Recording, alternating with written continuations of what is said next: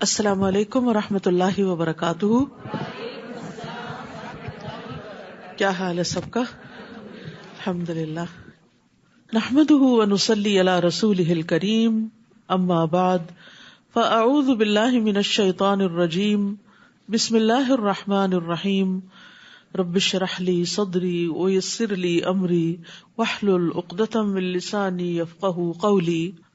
قرآن مجید کا سیکھنا اور سکھانا بہترین عمل ہے. عثمان رضی اللہ عنہ سے روایت ہے کہ نبی صلی اللہ علیہ وسلم نے فرمایا، خیرکم من تعلم القرآن وعلمہ، تم میں سب سے بہتر وہ ہے جو قرآن سیکھے اور اس کی تعلیم دے. یعنی دو میں سے ایک کام ضرور کرنا چاہیے، یا طالب علم بنے رہیں یا پھر معلم بنے. قرآن کے پڑھنے پڑھانے والے لوگ اللہ کے خاص لوگ ہوتے ہیں، خاص بندے ہوتے ہیں. انس رضی اللہ عنہ سے روایت ہے، وہ کہتے ہیں کہ رسول اللہ صلی اللہ علیہ وسلم نے فرمایا، بے شک لوگوں میں سے کچھ اہل اللہ ہوتے ہیں. آپ صلی اللہ علیہ وسلم سے پوچھا گیا کہ ان میں سے کون لوگ اہل اللہ ہوتے ہیں، یعنی اللہ والے. آپ صلی اللہ علیہ وسلم نے فرمایا، اہل قرآن اہل اللہ ہیں اور اس کے خاص لوگ ہوتے ہیں. یعنی جن لوگوں کا تعلق قرآن مجید سے مضبوط ہوتا ہے وہ اللہ کے خاص بندے ہوتے ہیں، VIPs ہوتے ہیں.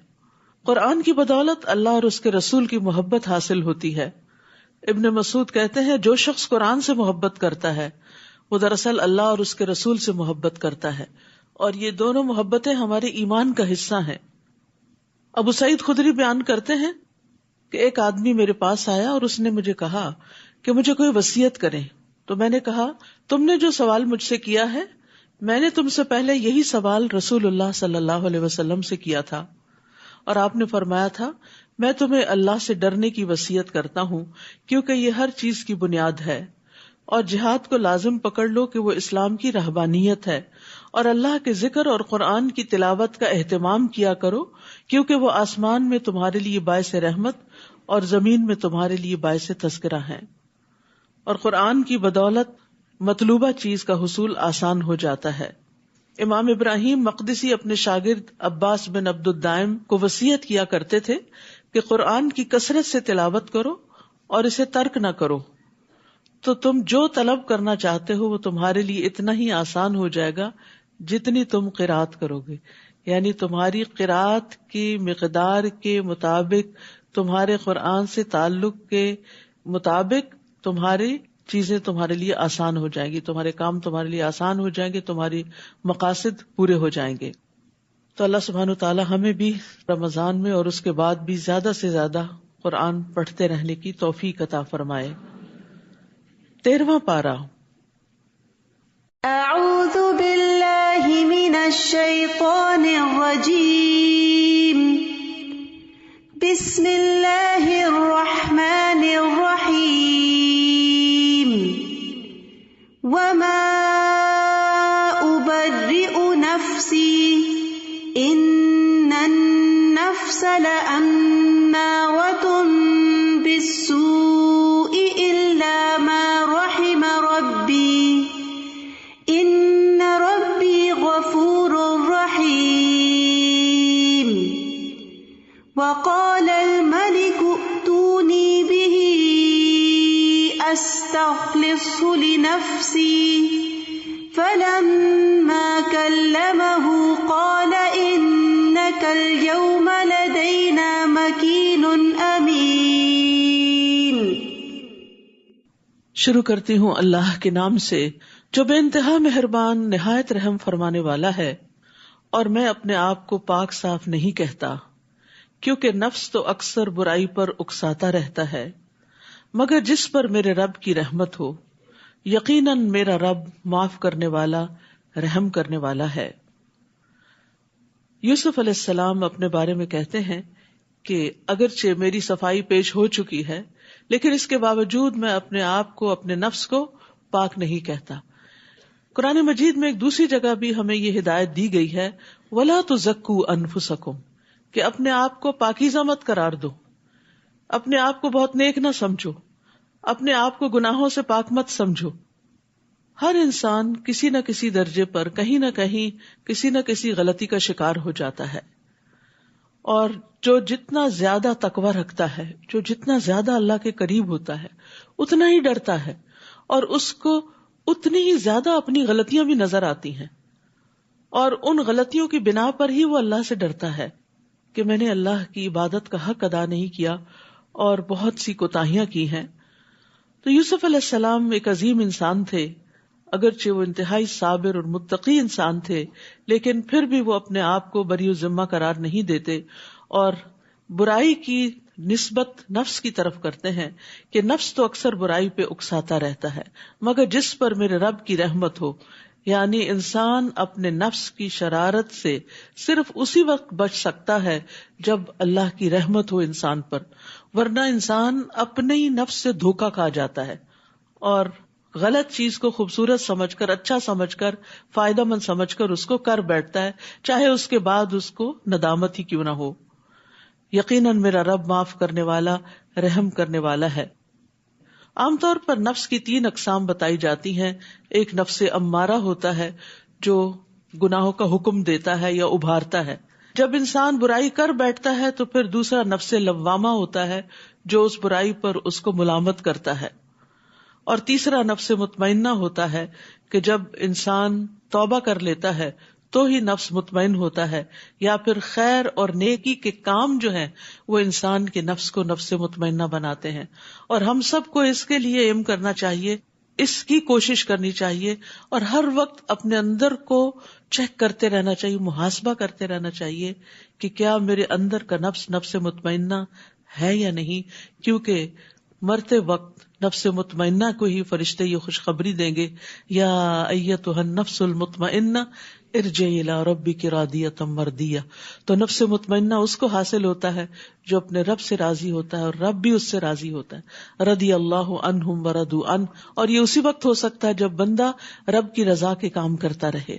تو ہم سب کو دعا بھی کرنی چاہیے اور اس کے لیے کوشش بھی کرنی چاہیے، اور نفس میں کسی بھی وقت کوئی ہلچل ہو تو واپس اس کو نفس مطمئنہ کی طرف لانا چاہیے، چاہے اللہ سے توبہ کرنا ہو یا بندوں سے معافی مانگنا ہو۔ وقال الملک ائتونی بہ استخلصہ لنفسی، اور بادشاہ نے کہا کہ اس کو میرے پاس لاؤ، میں اس کو اپنے لیے خاص کر لوں۔ پھر جب اس نے اس سے کلام کیا، یعنی بادشاہ نے بات کی یوسف علیہ السلام سے، قال انک الیوم لدینا مکین امین، کہا کہ آج سے آپ ہمارے پاس مکین بھی ہیں اور امین بھی ہیں۔ قال اجعلنی علی خزائن الارض انی حفیظ علیم، یوسف کہنے لگے مجھے زمین کے خزانوں کا نگران مقرر کر دیجئے، میں ان کی حفاظت کرنے والا ہوں اور یہ کام بھی جانتا ہوں۔ چونکہ بادشاہ نے آفر کی کہ اب آپ کا ہمارے ہاں بہت بڑا مقام ہے، مرتبہ ہے، آپ اب ہماری مدد کریں گے، ہمارے ساتھ مل کے کام کریں گے، تو پھر یوسف علیہ السلام نے اپنے لیے اس کام کا انتخاب کیا جس کو وہ سب سے بہتر طور پر کر سکتے تھے، جس کے لیے باقی لوگ تیار نہ تھے، لیکن اللہ سبحانہ وتعالیٰ نے یوسف علیہ السلام کو ایک خاص مرحلے سے گزار کر عزیز مصر کے گھر میں رکھ کر ایسی زبردست مینیجریل سکلز عطا کر دی تھی کہ اب وہ اس عہدے کو لینے کے قابل تھے۔ تو اس آیت سے یہ بات پتہ چلتی ہے کہ انسان کے لیے جائز ہے کہ اگر اس کے پاس کوئی سکل ہو یا کوئی علم ہو تو اس بنا پر کہ دوسروں کی خدمت کر سکے اپنی اس خوبی کا ذکر کر سکتا ہے کہ میں یہ کام جانتا ہوں۔ یہ بوسٹنگ کے لیے نہیں ہوتا کہ اپنے آپ کو انسان بڑی چیز بتائے یا فخر کرے، لیکن دوسروں کے کام آنے کے لیے۔ ماوردی کہتے ہیں کہ ایسا کرنا عام صفات میں مطلقاً جائز نہیں، یعنی بلا وجہ اپنے منہ میاں مٹھو بننا اور اپنی خوبیاں اور تعریفیں بیان کرنا یہ ایک ناپسندیدہ عمل ہے، لیکن ضرورتاً جائز ہے۔ جیسے آپ اپنے سی وی میں اپنے بارے میں لکھتے ہیں، لیکن اگر وہی سی وی آپ ہر وقت اپنی زبان سے دہراتے رہیں ہر مجلس میں تو پھر یہ ایک ناپسندیدہ صفت ہوگی، اور مخصوص حالات میں جب اس کے ساتھ کوئی مقصد جڑا ہوا ہو تو پھر ایسا کرنا درست ہے، ورنہ تزکیہ کرنا اور ریاکاری کرنا یہ ناپسندیدہ افعال ہیں، اور صاحب فضل انسان جتنا ہو سکے ان چیزوں سے بچے، بلکہ استغفار ہی کرتا رہے، اپنے گناہوں کو یاد کرتا رہے تاکہ وہ نیکیوں میں اور آگے بڑھ سکے۔ اور دوسری بات یہ ہے کہ جب آپ کسی کام کے قابل ہوں اور آپ دیکھ رہے ہوں کہ باقی کوئی اور نہیں کر سکتا تو اس وقت بیٹھے رہنا بھی ایک جرم ہے۔ ہم دیکھتے ہیں کہ احزاب کے دن رسول اللہ صلی اللہ علیہ وسلم نے اپنے صحابہ سے کہا جنگ خندق کے موقع پر آپ کو معلوم ہے نا کہ سارے اہل عرب اکٹھے ہو کر مسلمانوں کے سر پہ سوار ہو گئے تھے کہ آج ان کو ختم ہی کر کے رکھے. تو نبی صلی اللہ علیہ وسلم نے اپنے ساتھیوں میں اعلان کیا کہ ہمارے پاس کفار کی خبریں کون لائے گا, کہ اب ان کی پوزیشن کیا ہے. تو زبیر رضی اللہ عنہ نے کہا کہ میں لاتا ہوں. پھر آپ نے پوچھا, دوسری بار بھی زبیر رضی اللہ عنہ نے کہا کہ میں جاؤں گا. تیسری بار پوچھا, کیونکہ بہت سخت سردی کا موسم بھی تھا اور بہت خوفناک خطرناک حالات تھے, کوئی بھی جانے کی ہمت نہیں کر رہا تھا. تو زبیر رضی اللہ عنہ نے کہا کہ میں جاتا ہوں. اس پر آپ صلی اللہ علیہ وسلم نے فرمایا کہ بے شک ہر نبی کے حواری ہوتے ہیں اور میرے حواری زبیر ہیں, اور اس بنا پر ان کو جنت کی بھی بشارت دی گئی. اس طرح ہم نے یوسف کو اس سرزمین میں اقتدار عطا کیا. کہتے ہیں کہ وہی عہدہ جو عزیز مصر کے پاس تھا اب وہ ان کو مل گیا, یعنی جس کے غلام تھے اب وہ غلامی کی بجائے آقا کے منصب پہ آ گئے. وہ جہاں چاہتے رہتے تھے, یعنی اب بہت کچھ ان کے کنٹرول میں آ گیا تھا اور ساری مملکت میں ان کے بے پناہ اختیارات ہو گئے. ہم جسے چاہیں اپنی رحمت سے ایسے ہی نوازتے ہیں اور نیک لوگوں کا اجر ضائع نہیں کرتے. یہ نیکی کون سی نیکی تھی؟ یہ ان کا صبر تھا, جو مشکل ترین حالات میں انہوں نے کیا. کنویں میں صبر کیا. جس قافلے نے ان کو باہر نکالا ان کے سامنے اپنی کہانی نہیں بیان کرنی شروع کی کہ میرے بھائیوں نے میرے ساتھ بہت برا کیا اور مجھے یہاں پھینک گئے ہیں, پلیز مجھے میرے گھر واپس پہنچاؤ, کچھ نہیں کہا. پھر غلامی میں صبر کیا, جیل میں صبر کیا, حرام کام پہ صبر کیا. ایک عورت نے برائی کی دعوت دی, اس دعوت کو قبول نہیں کیا, اس پر صبر کیا. تو جیسی جیسی ان کی آزمائشیں تھی ویسا ویسا صبر کرتے گئے. اور یاد رکھیے نبی صلی اللہ علیہ وسلم نے فرمایا جتنی مشقت ہوتی ہے اسی مقدار پر اللہ کی مدد آتی ہے. یعنی جتنے مشکل حالات سے آپ کو گزارا جاتا ہے اگر آپ صبر کریں تو اتنی ہی مقدار میں اللہ کی مدد آپ کے پاس آئے گی. اور بے شک اللہ کی طرف سے صبر کی توفیق بھی اسی مقدار میں ملتی ہے جتنی بڑی آزمائش ہوتی.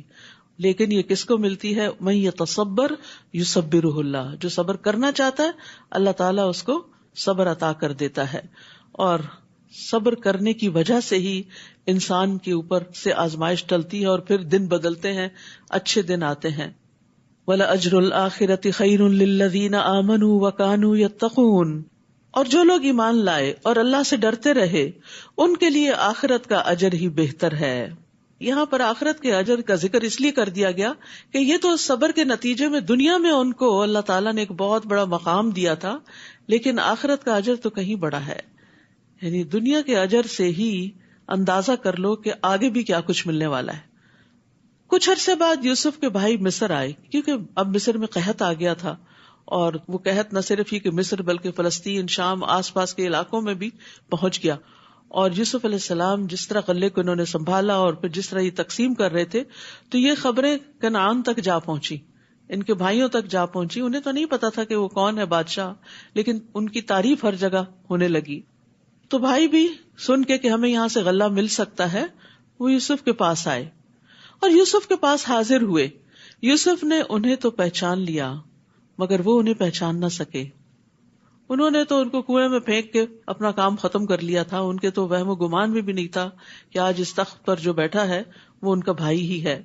پھر جب یوسف نے ان کی واپسی کا سامان تیار کر دیا تو ان سے کہا, اب آؤ تو اپنے سوتیلے بھائی کو بھی میرے پاس لانا.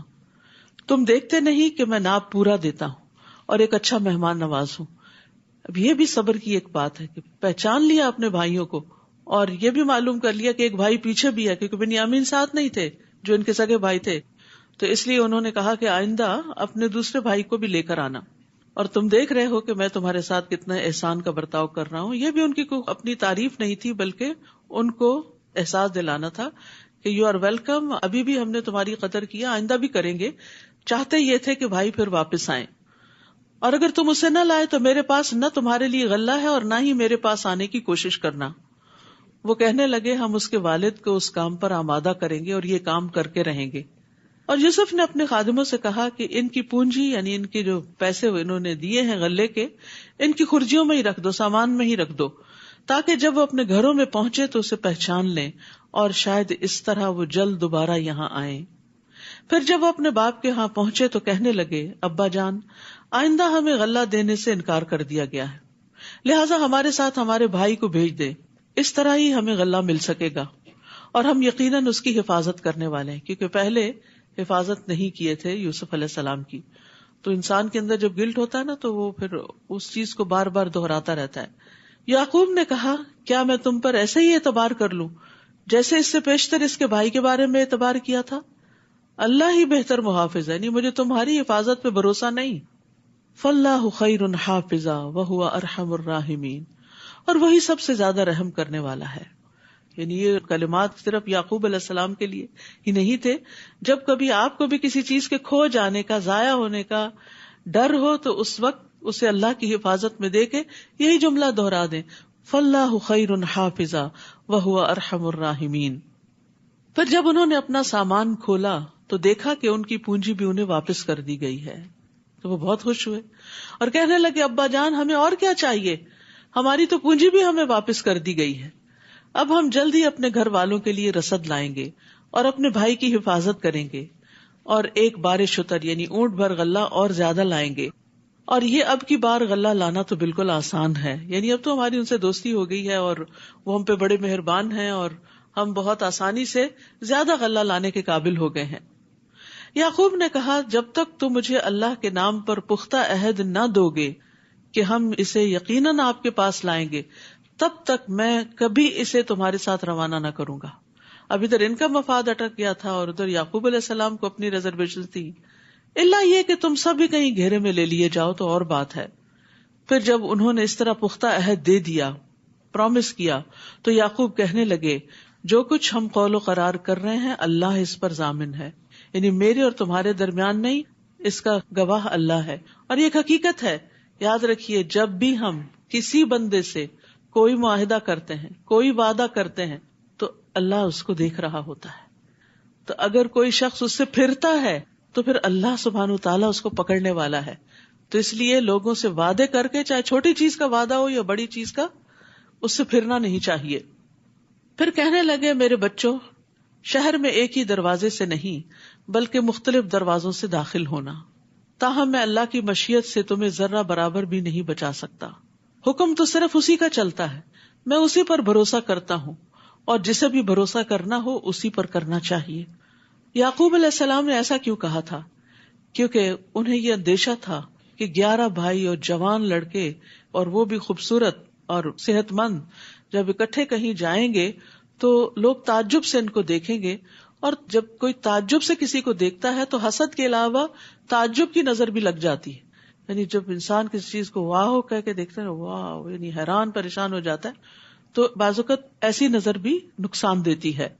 تو اس آیت سے علماء یہ کہتے ہیں کہ اس میں نظر بد سے بچنے کی دلیل ہے، اور نظر بد کا لگنا برحق ہے. یہ قرطبی نے کہا ہے. نبی صلی اللہ علیہ وسلم نے بھی فرمایا کہ نظر لگنا برحق ہے، اور آپ صلی اللہ علیہ وسلم نے یہ بھی فرمایا کہ نظر بد آدمی کو قبر میں اور اونٹ کو ہانڈی میں داخل کر دیتی ہے. ابو ذر سے یہ بھی روایت ہے کہ رسول اللہ صلی اللہ علیہ وسلم نے فرمایا بے شک نظر بد آدمی کو اللہ کے حکم سے دیوانہ کر دیتی. یعنی بعض اوقات کسی چیز پر، کسی بات پر ایسی کسی کی نظر لگتی ہے کہ انسان بالکل پاگلوں جیسی حرکتیں کرنے لگتا ہے. پھر اسی طرح چہرے کے کالے داغ دھبے، یعنی فزیکل النیسز جو ہیں، اس میں بھی نظر کا بعض اوقات دخل ہوتا ہے. ام سلمہ رضی اللہ عنہا سے مروی ہے کہ نبی صلی اللہ علیہ وسلم نے ان کے گھر میں ایک لڑکی دیکھی جس کے چہرے پر کالے دھبے پڑ گئے تھے. آپ نے فرمایا اس پر دم کرو کیونکہ اسے نظر بد لگ گئی ہے، یعنی اس وجہ سے اس کے چہرے پر یہ نشان پڑ گئے ہیں. آپ صلی اللہ علیہ وسلم نے یہ بھی فرمایا کہ اللہ کی قضاء و قدر کے بعد نظر بد ہی میری امت کے اکثر لوگوں کی موت کا باعث بنے گی. نظر بد ایک قسم کا تیر ہوتا ہے جو جس کے ساتھ حسد ہوتا ہے یا جس کی تعریف کی جا رہی ہوتی ہے اس کو جا کے لگتا ہے، اور اگر اس شخص نے اپنا بچاؤ نہ کر رکھا ہو، حفاظت کی دعائیں نہ پڑھ رکھی ہوں، اذکار نہ کر رکھے ہوں، تو کوئی پروٹیکشن نہیں ہوتی اور وہ تیر جا لگتا ہے انسان کو. تو اسی لیے ہمیں دعائیں، اذکار اور جو معوذتین ہیں ان کو پڑھنے کا خاص اہتمام کرنا چاہیے. معوذتین کو صبح شام 3 بار پڑھنے کا حکم ہے، اور ہر نماز کے بعد بھی پڑھنے کا حکم ہے. نبی صلی اللہ علیہ وسلم ان صورتوں کے اترنے سے پہلے انسانوں اور جنوں کی نظر بد سے پناہ مانگا کرتے تھے. جب معوذتین نازل ہوئی تو آپ نے ان کو پڑھنا شروع کر دی اور باقی چیزیں چھوڑ دی. تو اس سے یہ پتہ چلتا ہے کہ اگر باقی بہت لمبے چوڑے اذکار آپ نہیں بھی کر سکتے، کبھی آپ کی دیر سے آنکھ کھلتی، یاد رکھیے ان اذکار کے پڑھنے کا وقت سورج نکلنے سے پہلے اور سورج غروب ہونے سے پہلے ہے. یعنی مغرب کے بعد کا وقت نہیں ہے اور سورج نکلنے کے بعد کا وقت نہیں ہے، اس سے پہلے پہلے فجر کی نماز اور سورج نکلنے کے درمیان پڑھیں، عصر کی نماز اور سورج غروب ہونے کے درمیان میں پڑھیں. اور اگر کسی وجہ سے بہت مصروفیت یا وقت کی قلت یا تنگی کی وجہ سے انسان سارے اذکار نہیں بھی پڑھ سکتا تو معوذتین ضرور پڑھے، کیونکہ یہ ہر چیز سے کفایت کرنے والی ہیں. پھر یعقوب علیہ السلام کہتے ہیں ان الحکم الا للہ، حکم تو اللہ ہی کا ہوتا ہے. علیہ توکلت، میں اس پہ توکل کرتا ہوں، بھروسہ کرتا ہوں. وعلیہ فلیتوکل المتوکلون، اور توکل کرنے والوں کو اسی پر ہی توکل کرنا چاہیے.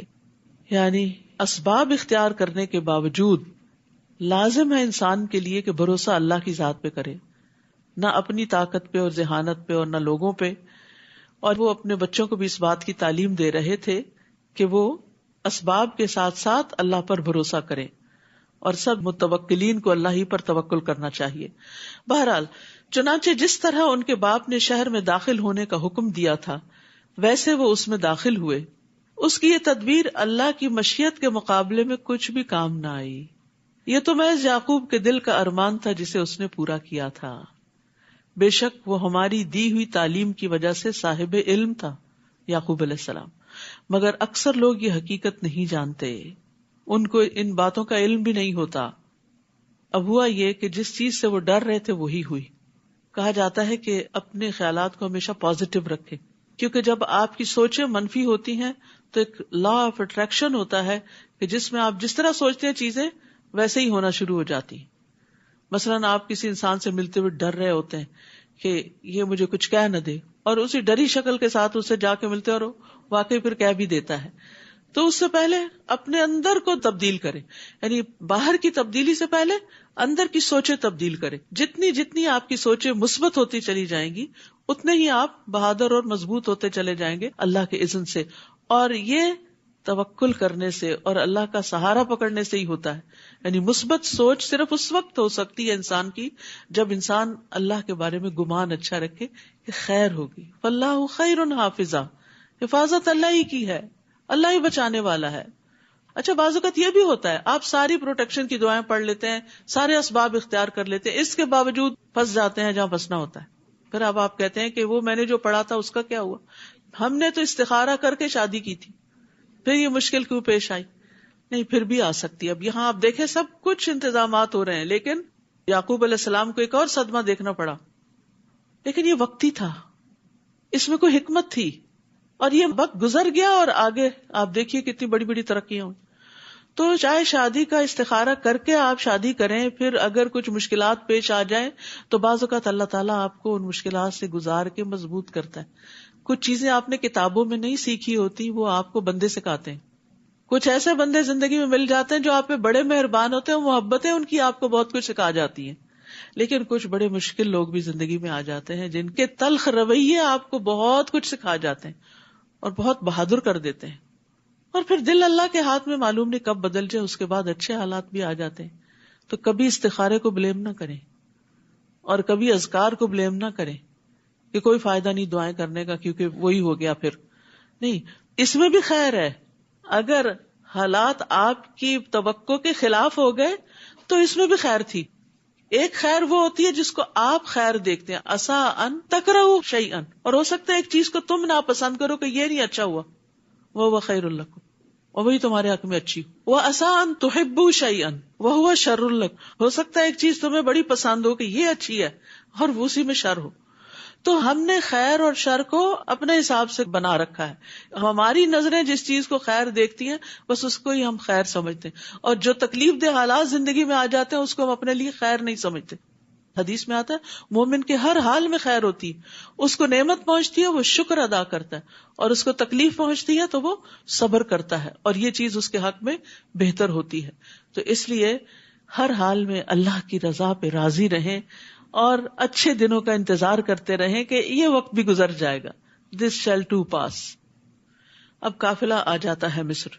جب یہ لوگ یوسف کے پاس آئے تو یوسف نے اپنے بھائی کو اپنے ہاں جگہ دی، بنیامین کو. دو سب کو رکھا، بنیامین اکیلے رہ گئے. تو پھر چپ کے ان سے ملاقات کی اور سب حالات لیے دیے اور اسے بتا دیا کہ میں ہی تیرا بھائی یوسف ہوں، لہٰذا تم اب ان باتوں کا غم نہ کرو جو یہ کرتے رہے ہیں.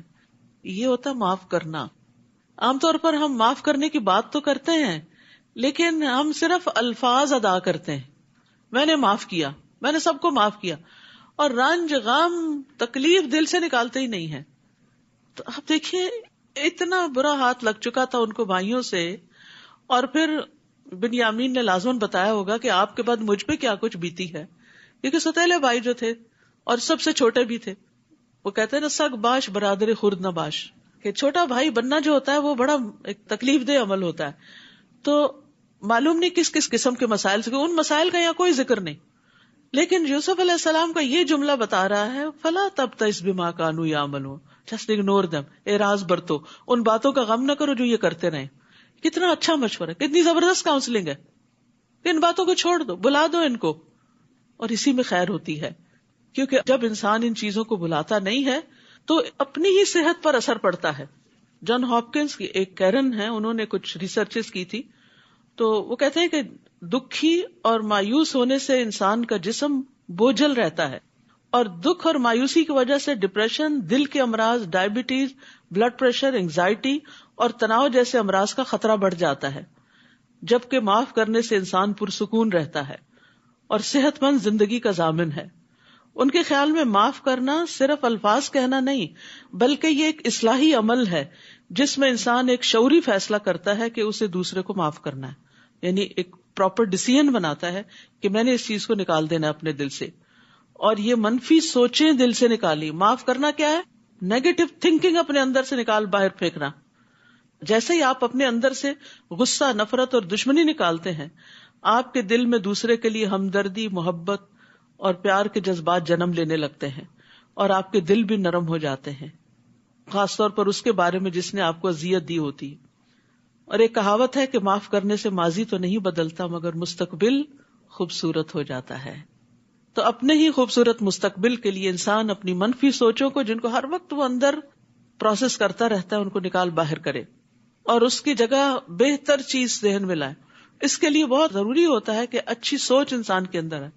یہی وجہ ہے کہ قرآن شفا ہے دلوں کے اندر جو بیماریاں ہیں، کیونکہ قرآن انسان کی سوچ بدل دیتا ہے، نفع اور نقصان کے پیمانے اور معیار بدلتا ہے. کہ دنیا میں اگر کچھ نہیں ملا تو سو واٹ، مچھر کے پر برابر بھی نہیں. اگر وہ مچھر کا پر تمہیں نہیں ملا تو کیا نقصان ہو گیا؟ کبھی مچھر مر جاتا ہے اور اس کا پر گر جاتا ہے تو آپ اس کے پیچھے تھوڑی بھاگتے ہیں. تو دنیا میں کبھی انسانوں کی طرف سے، کبھی مالی اعتبار سے، کبھی اولاد کی طرف سے کوئی نہ کوئی پریشانی انسان کو آتی رہتی، لیکن اس کو مچھر کا پر ہی سمجھیں اور اس کو اڑا دیں، ہٹا دیں اپنے آپ سے، اور آخرت پر فوکس کریں. جس کا فوکس شفٹ ہو جاتا ہے، جس کا فوکس بڑی چیز پہ چلا جاتا ہے، وہ چھوٹی چیزوں کو پھر اگنور کرتا ہے، تبھی وہ بھلا سکتا ہے، ورنہ نہیں بھلا سکتا. کیونکہ ہم کہتے ہیں نا ہم کیسے بھلائیں، بھولتے نہیں غم، اس لیے کہ غم آخرت نہیں لگا. غم آخرت لگ جائے، وہاں کی فکر لگ جائے تو یہاں کے بہت سے غم ختم نہ بھی ہوں تو کم از کم ضرور ہو جائیں گے. اب ہم صحابہ کی زندگیوں میں دیکھتے ہیں کہ ان کے اندر کوئی بیچارگی نہیں اور کوئی لوگوں کے شکوے شکایتیں نہیں، اور انہوں نے اپنی زندگیاں اس چیز میں ضائع نہیں کی. وہ ایک بڑے مقصد کے لیے مصروف عمل رہتے تھے. اللہ پہ توکل، ایمان اور اللہ کی محبت کے علاوہ وہ اللہ کے دین کے کاز میں لگے رہتے تھے اور اپنے آپ کو تھکاتے تھے. جو اللہ کی راہ میں اپنے آپ کو تھکا دیتا ہے اس کے اندر سے لازماً یہ چیزیں نکلنا شروع ہو جاتی، اور یہ ہماری صحت کے لیے ضروری ہے کہ ہم ان چیزوں کو بھلا دیں، نکال دیں اپنے اندر سے.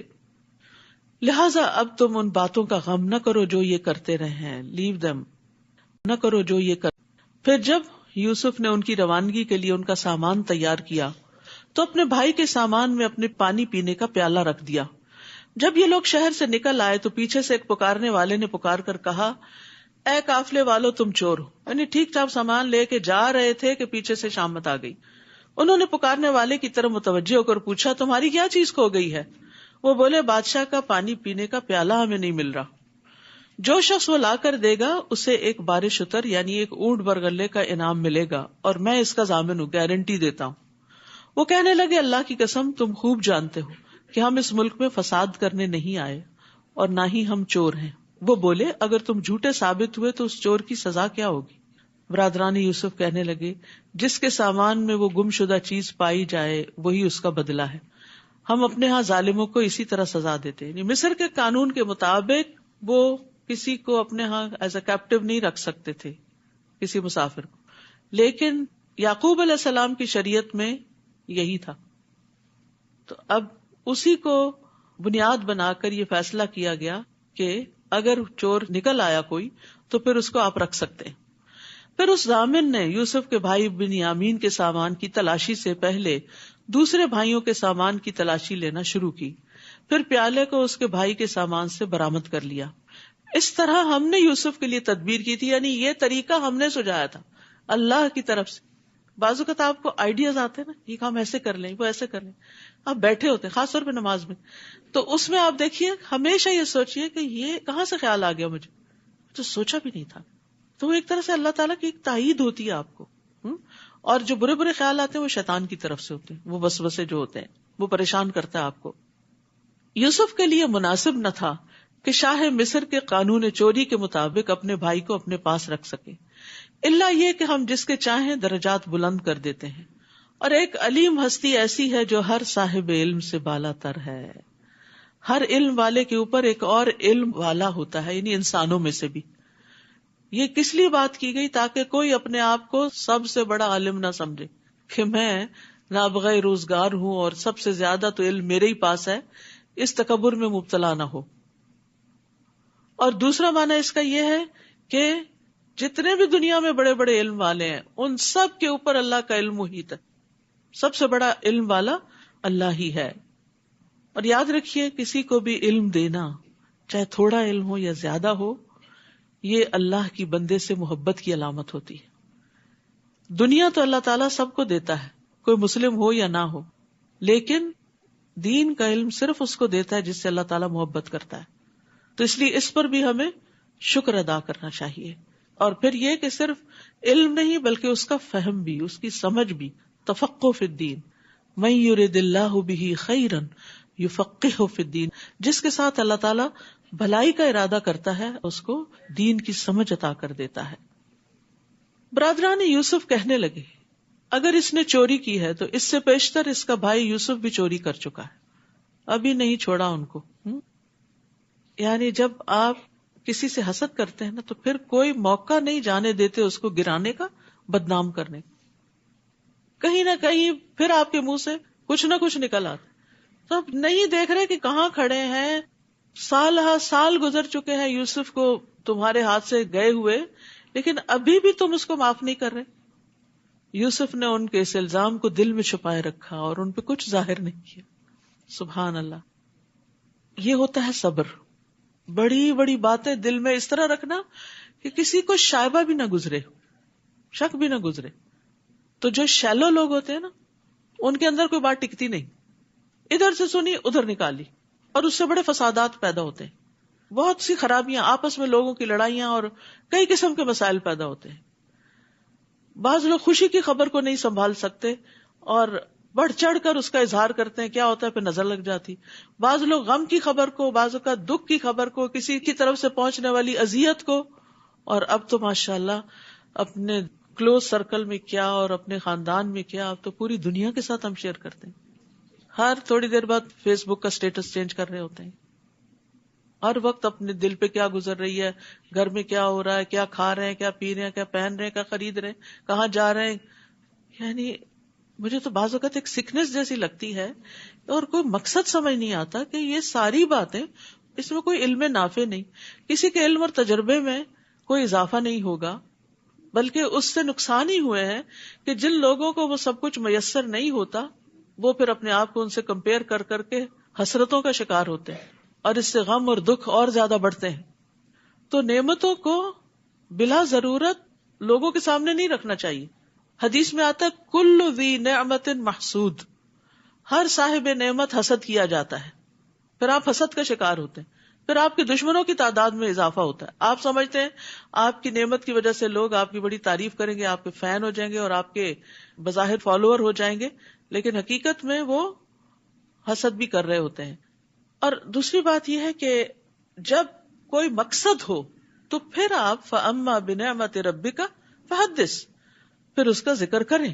آپ کا کوئی ایکسپیرینس ہے زندگی میں، آپ کو کوئی فائدے کی چیز ملی ہے، آپ کا کوئی ایسا تجربہ ہے بزنس میں، تعلیم میں، کسی کام میں، اور اس میں آپ کو بہت سکسیس ہوئی ہے، آپ کی کچھ اکمپلشمنٹس ہیں، کچھ اچیومنٹس ہیں، تو ان کو آپ اپنے بچوں کے ساتھ، اپنے طالب علموں کے ساتھ، اپنے ساتھیوں کے ساتھ شیئر کر سکتے ہیں تاکہ ان کی زندگی میں کوئی سہولت آئے، ان کو کوئی نفع مند علم حاصل ہو. ایک کتابی علم ہوتا ہے اور ایک تجرباتی علم ہوتا ہے. تو جو تجرباتی علم ہے اس کو بھی شیئر کرنے سے فائدہ ہوتا ہے، لیکن جہاں ضرورت ہو، بلا ضرورت ہر وقت بوسٹنگ نہیں کرنی چاہیے. تو انہوں نے ان پہ کچھ ظاہر نہیں ہونے دیا، لیکن زیر لب کہنے لگے بڑے ہی برے لوگ ہو، یہ جو کچھ تم بیان کر رہے ہو اللہ اسے خوب جانتا ہے کہ میں نے چوری کی تھی یا نہیں کی تھی. تو اللہ کو پہچاننے والے کے لیے بندوں کی باتیں سننا آسان ہو جاتی.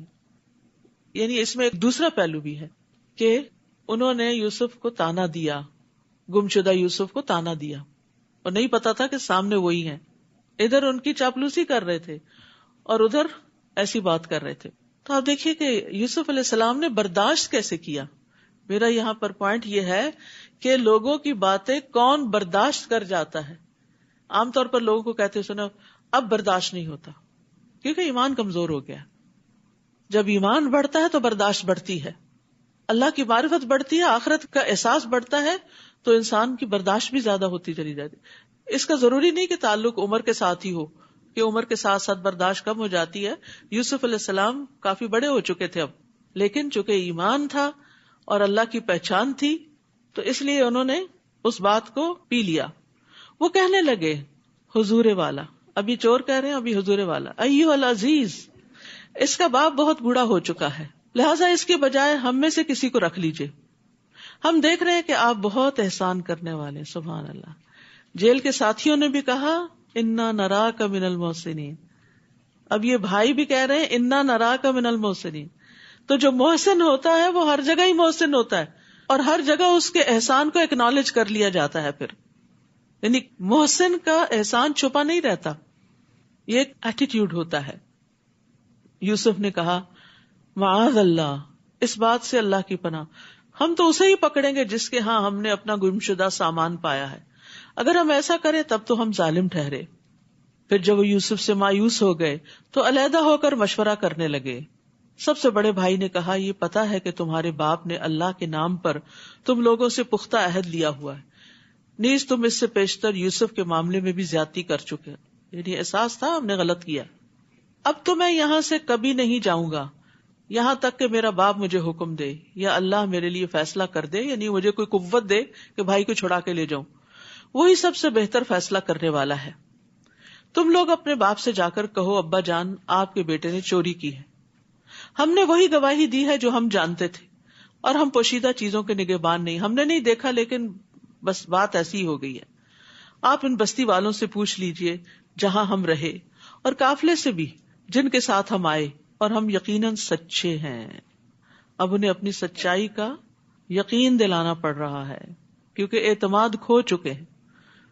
جس پر لوگ ٹرسٹ نہیں کرتے اس کو بڑی قسمیں کھانی پڑتی ہیں سچا بننے کے لیے، اور جو سچا ہوتا ہے وہ یقین دہانی کرائے بغیر ہی سچ بولتا ہے اور اس کو کافی سمجھتا ہے. یعقوب نے جواب دیا بات یوں نہیں بلکہ تم نے ایک بات بنا کر اسے بنا سنوار کر پیش کر دیا ہے. پچھلے تجربے کی بنا پر یعقوب علیہ السلام نے ان کی بات کا اعتبار نہیں کیا، لہذا اب صبر ہی بہتر ہے. فصبر جمیل، ہو سکتا ہے اللہ ان سب کو میرے پاس لے آئے. اب تین غائب ہو گئے، بڑا بھائی بھی جس نے کہا میں نہیں جاؤں گا جب تک بنیامین نہیں جائے گا، بنیامین بھی، اور یوسف تو پہلے سے ہی وہاں تھے. بلا شبہ وہ سب کچھ جاننے والا، حکمت والا ہے. تو صبر جمیل ایسا صبر ہوتا ہے جس میں کوئی شکوہ شکایت نہیں ہوتی. یہ تو وہ باتیں ہیں نا جن کا ذکر قرآن نے کر دیا.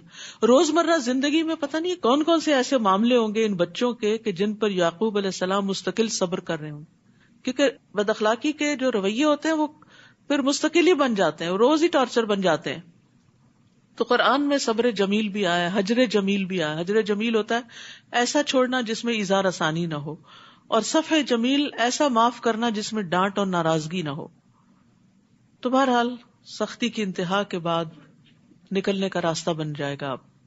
اور یہ اللہ کا طریقہ ہے کہ جب کوئی مصیبت آخر کو پہنچتی ہے تو پھر اللہ تعالیٰ اس میں سے کوئی راستہ نکال دیتے ہیں. یعقوب علیہ السلام کے لیے آزمائش بڑی سخت ہو چکی تھی، لیکن اللہ سبحانہ وتعالیٰ نے ان کے لیے اب آسانیاں کر دی. حالات بدلتے ہیں اب. وَتَوَلَّى عَنْهُمْ، یعقوب نے ان کی طرف سے منہ پھیر لیا. ایسے لوگوں کے ساتھ ایسا ہی کرنا ہوتا ہے کہ ان کو جواب دینا اور انہیں سمجھانا بعض اوقات بے فائدہ ہوتا ہے. اور کہنے لگے ہائے یوسف یا اسفا علی یوسف، اور ان کی آنکھیں غم سے بے نور ہو گئی تھی، وہ خود غم سے بھرے ہوئے تھے. تو اس سے یہ پتا چلتا ہے کہ مصیبت پر آنسو بہانا جائز ہے. یعنی غم دل میں اگر گھر کر جائے تو یہ ایک فطری سی بات ہے، لیکن صرف آنسو بہانے کی حد تک. جیسے اپنے بیٹے ابراہیم کی وفات پر نبی صلی اللہ علیہ وسلم آنسو بہا رہے تھے تو عبد الرحمن بن عوف نے کہا تھا آپ بھی روتے ہیں؟ آپ نے فرمایا اے ابن عوف، یہ تو ایک رحمت ہے. یعنی غم دکھ کے موقع پر آنسو کا آ جانا رحمت کی علامت ہے.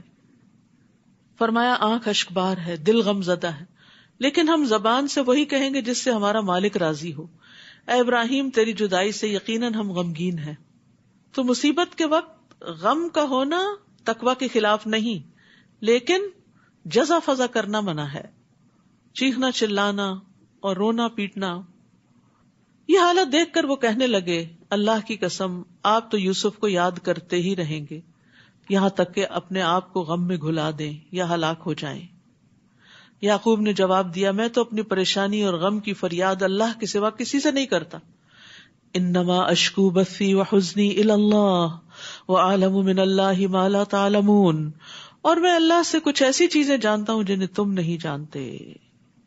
بث فا کے ساتھ شدید غم کو کہتے ہیں، معمولی غم نہیں، بہت شدید غم. اور دوسری طرف اللہ کی مہربانی کی وجہ سے میرے اندر اچھا گمان بھی ہے اور یہ امید میری طاقت کو بڑھا دیتی، اس لیے میں مایوس نہیں ہوں. یہ جو انما اشکو بثی وحزنی ہے، حضرت عمر رضی اللہ عنہ بعض اوقات نماز میں یہ سورت پڑھتے اور ان آیات پر اتنی ہچکیاں لینے لگتے کہ تیسری چوتھی صف میں بھی پیچھے لوگ ان کی آواز سنتے تھے رونے کی. تو بندہ نماز میں کھڑے ہو کے اگر روتا ہے، کوئی غم یاد آ جاتا ہے اس کو اور اپنے رب کے سامنے فریاد کرتا ہے تو کوئی حرج نہیں، جب تک کہ زبان سے کوئی ایسی بات نہ نکلے. اے میرے بیٹو، جاؤ اور یوسف اور اس کے بھائی کی تلاش کی سرتوڑ کوشش کرو اور اللہ کی رحمت سے نا امید نہ ہونا، کیونکہ اللہ کی رحمت سے نا امید تو کافر لوگ ہی ہوا کرتے ہیں اور مایوسی کفر ہے.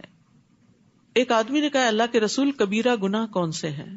آپ نے فرمایا اللہ کے ساتھ شرک کرنا، اللہ کے رزق سے نا امید ہونا اور اللہ کی رحمت سے مایوس ہونا. تو کبھی بھی حالات کتنے بھی تنگ ہوں مایوس نہ ہو، آپ پازیٹو رہیں کہ ایک وقت آئے گا کہ اللہ تعالیٰ اس کو تبدیل کر دے گا. یوسف علیہ السلام نے ان سے پوچھا پتا ہے تم نے یوسف اور اس کے بھائی کے ساتھ کیا سلوک کیا تھا جبکہ تم نادان تھے؟ بینیفٹ آف ڈاؤٹ، تمہیں سمجھ نہیں تھی. جان کے دشمن سامنے کھڑے ہیں، حاسد سامنے کھڑے ہیں اور ان کے ساتھ بھی اچھی طرح بات کر رہے ہیں. تم نادان تھے اس لیے تم نے یہ کر لیا. ہم دوسرے کو یہ بینیفٹ نہیں دیتے کہ یہ نا سمجھ ہے، اس کو دین کا علم نہیں، اس کے اندر اللہ کا خوف نہیں ہے، اس کی اپنی مجبوریاں ہیں، اس لیے اگر یہ کرتا ہے تو اگنور کرو اس کو. یہ طریقہ ہمیں نہیں آتا. ہم اس وقت پوری عقل کی بات اس سے چاہتے ہیں جو نادان شخص ہوتا ہے. یاد رکھیے نادانی اور جہالت صرف یہ نہیں ہوتی کہ پڑھا لکھا نہ ہو انسان، بعض پڑھے لکھے بھی بڑے ناسمجھ ہوتے ہیں، معاملہ کرنا ان کو نہیں آتا ہوتا. تو زندگی میں ایسے رویوں کا جب سامنا کرنا پڑے، ایسی باتیں سننی پڑے تو یہی سوچا کریں کہ نہ سمجھ آئیے، اگر اس کو سمجھ ہوتی تو یہ بات منہ سے نہ نکالتا. تو اس سے انسان کے اپنے اندر پھر وہ تکلیف کا لیول نہیں بڑھتا. نبی صلی اللہ علیہ وسلم نے فرمایا سختی، اکھڑ پن جس چیز میں ہوگا اسے بدنما کر دے گا، اور بے شک اللہ بہت نرم خو ہے، نرمی کو پسند کرتا ہے. تو لوگوں کے تلخ رویوں کے مقابلے میں نرمی اختیار کرنی چاہیے، اور نرمی پہ اللہ تعالیٰ اتنا عطا کرتا ہے جو سختی پر عطا نہیں کرتا. وہ چونک کے بولے کیا تم ہی یوسف ہو؟ یوسف نے کہا ہاں میں ہی یوسف ہوں اور یہ میرا بھائی ہے بنیامین. اللہ نے ہم پر بہت بڑا احسان فرمایا ہے. قد من اللہ علینا انہ من یتق ویصبر فان اللہ لا یضیع اجر المحسنین. کیونکہ جو اس سے ڈرتا ہے اور صبر کرتا ہے، تقوی اور صبر کامیابی کی کنجیاں، تو اللہ نیکی کرنے والوں کا اجر ضائع نہیں کرتا. یہ ہے تقوی اور صبر کے ثمرات. سبحان اللہ. تو یوسف علیہ السلام کے اندر 3 کوالٹیز بڑی نمایاں ہیں. اللہ کا ڈر جس نے انہیں ہر جگہ غلط قدم اٹھانے سے بچایا، صبر، مشکل سے مشکل حالات میں کوئی شکوہ شکایت نہیں، اللہ کی اطاعت پہ قائم رہے. اور تیسرے احسان، نیکی کے درجے پہ قائم رہے. یہی چیزیں ہمیں اپنی زندگی میں اختیار کر لینی چاہیے.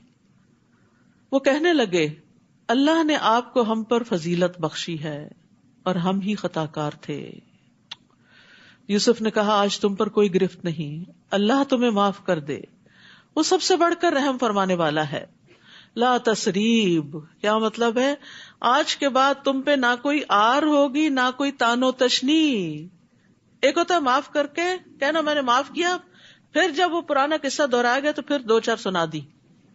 یہ معاف کرنا نہیں ہوتا.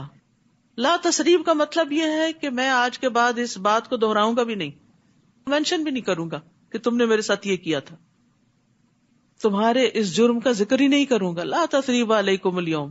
اور یہی بات تھی جو نبی صلی اللہ علیہ وسلم نے مکہ والوں سے کہی تھی جب مکہ فتح کر لیا تھا، جب آپ فاتح تھے، جب آپ انتقام لے سکتے تھے، تو آپ نے فرمایا لا تسریب علیکم اليوم. خطا کاروں سے درگزر کرنا انبیاء کی صفت ہے، اور اس معاملے میں بھی ہمیں ان کی پیروی کرنی چاہیے، اور درگزر کرنے سے عزت میں ہی اضافہ ہوتا ہے. رسول اللہ صلی اللہ علیہ وسلم نے فرمایا فاعفوا یعزکم اللہ، درگزر کیا کرو اللہ تمہیں عزت عطا کرے گا. اب یوسف علیہ السلام بھائیوں سے کہتے ہیں یہ میری قمیص لے جاؤ اور اسے میرے والد کے چہرے پہ ڈال دینا، وہ بینا ہو جائیں گے. قمیص دیکھ کے ہی غم کا آغاز ہوا تھا، قمیص پہ جو جھوٹ موٹ کا خون تھا، اور قمیص ہی اس بیماری کا علاج بن گئی. کہتے ہیں نا زہر کو زہر مارتا ہے. بعض اوقات اسی چیز کے اندر ہی انسان کا فائدہ بھی ہوتا ہے جس سے انسان کو نقصان پہنچا. یاد رکھیے کہ ہم جب کسی انسان سے کبھی کوئی تکلیف اٹھاتے ہیں تو ہم اس کی خیر سے بالکل مایوس ہو جاتے ہیں، معاف نہیں کرتے. نتیجہ کیا ہوتا ہے کہ اس کی خوبیاں جو ہوتی ہیں وہ بھی ہمارے لیے خرابیاں بن جاتی ہیں. لیکن اگر آپ درگزر سے کام لیں، اپنے بچے کو، اپنی بہو کو، اپنے بہن بھائی کو معاف کر دیں، کل کسی مصیبت کے وقت وہ اس طرح آپ کے کام آتا ہے کہ کوئی اور نہیں آتا، وہی آپ کا مددگار بن جاتا ہے. اور یہ معاف کرنے کے فوائد میں سے ہے. اور انہیں لے کر تم سب اہل و عیال سمیت میرے پاس آ جاؤ. جب یہ قافلہ مصر سے روانہ ہوا تو اس وقت ان کے باپ یعقوب نے کہا اگر تم مجھے یہ نہ کہو کہ بوڑھا سٹھیا گیا ہے تو میں یوسف کی خوشبو محسوس کر رہا ہوں. یہ بھی اللہ کے اذن سے تھا. یوسف چند میل دور کنویں میں تھے، خوشبو نہیں آئی، اللہ کا اذن نہیں تھا. اور ابھی قافلہ مصر سے نکلا ہی ہے تو یہاں خوشبو آ رہی ہے. ہم سب کے ایسے ایکسپیرینس ہوتے ہیں، یہ سب بھی اللہ کے اذن سے ہوتا ہے، کسی انسان کا کمال نہیں ہوتا. کبھی آپ کو مسئلہ پیش آنے والا ہوتا ہے، پہلے سے آپ سینس کر لیتے ہیں یہ ہونے لگا، تو یہ نہ سمجھے کہ میں بڑا ولی اللہ ہوں کہ میرے ساتھ یہ ہو رہا ہے. اللہ چاہے تو کسی چیز کو آپ کو خواب میں دکھا دے، پہلے سے ہی محسوس کرا دے، اندازہ کروا دے، اور چاہے تو آپ کی آنکھوں کے سامنے پڑی چیز آپ کو نظر نہ آئے. اور یہ ہم سب کے ساتھ ہوتا ہے. وہ کہنے لگے اللہ کی قسم آپ تو اسی پرانی محبت کے خبط میں پڑے ہوئے ہیں. پھر جب خوشخبری لانے والا آ گیا اس نے قمیص یعقوب کے چہرے پہ ڈالی، فوراً بینا ہو گئے. کہنے لگے میں نے تم سے کہا نہ تھا کہ میں اللہ سے وہ کچھ جانتا ہوں جو تم نہیں جانتے. وہ کہنے لگے ابا جان ہمارے لیے ہمارے گناہوں کی معافی مانگیے، واقعی ہم خطا کار تھے، وی ور رانگ. تو توبہ استغفار کے لیے بڑا ضروری ہوتا ہے کہ انسان کہ میری غلطی تھی، لا الہ الا انت سبحانک انی کنت من الظالمین، میں نے غلطی کی تو مجھے معاف کر دے. یعقوب نے کہا میں ان قریب اپنے رب سے تمہارے لیے معافی مانگوں گا رات کے پچھلے پہر، کیونکہ وہ بالاسحار ہم یستغفرون، سحری کے وقت وہ استغفار کرتے ہیں. آ رہے ہیں سحری کے دن، ٹھیک ہے، تو استغفار کرنا نہ بھولے اس وقت، کیونکہ اس وقت کی استغفار خاص طور پہ قبول ہوتی ہے. میں اپنے رب سے تمہارے لیے معافی مانگوں گا، وہ یقیناً معاف کر دینے والا اور رحم کرنے والا ہے. یعقوب علیہ السلام نے بھی معاف کر دیا، یوسف علیہ السلام نے بھی کر دیا. یہ پیغمبر تو اللہ کو پتا تھا نا کہ ان کے اندر یہ قابلیت ہے، ان کو اس لیے چنا، دوسرے بھائیوں کو کیوں نہیں پیغمبر بنا دیا. اللہ زیادہ جانتا ہے کہ اپنی رسالت کہاں رکھے. پھر جب یہ لوگ یوسف کے پاس پہنچے تو انہوں نے اپنے والدین کو اپنے پاس بٹھایا اور کنبے والوں سے کہا شہر میں چلو، انشاءاللہ امن اور چین سے یہاں رہو گے. اور یوسف نے اپنے والدین کو اٹھا کر اپنے ساتھ تخت پر بٹھایا اور اس کے بھائی یوسف کے آگے سجدے میں گر گئے. یہ سجدہ تعظیمی تھا، جو ان کے لیے جائز تھا اب ہمارے لیے جائز نہیں. حتیٰ کہ ملتے وقت کسی کے آگے یوں ساری کمر نہیں جھکانی چاہیے. ہمارے دین میں یہ بھی منع ہے. ہاتھ ملائیں، مسکرائیں، سلام بولیں، لیکن جھک کے اور نیچے ہو کے سلام نہیں کریں. یوسف نے کہا ابا جان یہ ہے میرے اس خواب کی تعبیر جو میں نے بہت پہلے دیکھا تھا. خواب ہی سے بات شروع ہوئی تھی اور یہاں آ کے تعبیر ملی سال ہا سال کے بعد. اللہ نے اس کو حقیقت بنا دیا. اس نے اس وقت بھی مجھ پر احسان کیا جب مجھے قید خانے سے نکالا، اور اس وقت بھی جب آپ سب کو دیہات سے میرے ہاں لایا. کہاں کنعان کا ایک گاؤں اور کہاں مصر کی ترقی یافتہ مملکت. حالانکہ شیطان میرے اور میرے بھائیوں کے درمیان فتنہ کھڑا کر چکا تھا. کبھی نفس کو بلیم کرتے، کبھی شیطان کو کرتے ہیں. انسانوں کو نہیں کرتے، بھائیوں کو نہیں کرتے. بلا شبہ میرا رب غیر محسوس تدبیروں سے اپنی مشیت پوری کرتا ہے. جو اس کا ارادہ ہوتا ہے وہ پورا کرتا ہے. بندے کو سمجھ نہیں آ رہی ہوتی. جب ڈاٹس مل جاتے ہیں تو پھر سمجھ آتی ہے اچھا یہ پکچر بن رہی تھی. کیونکہ وہ سب کچھ جاننے والا، حکمت والا ہے.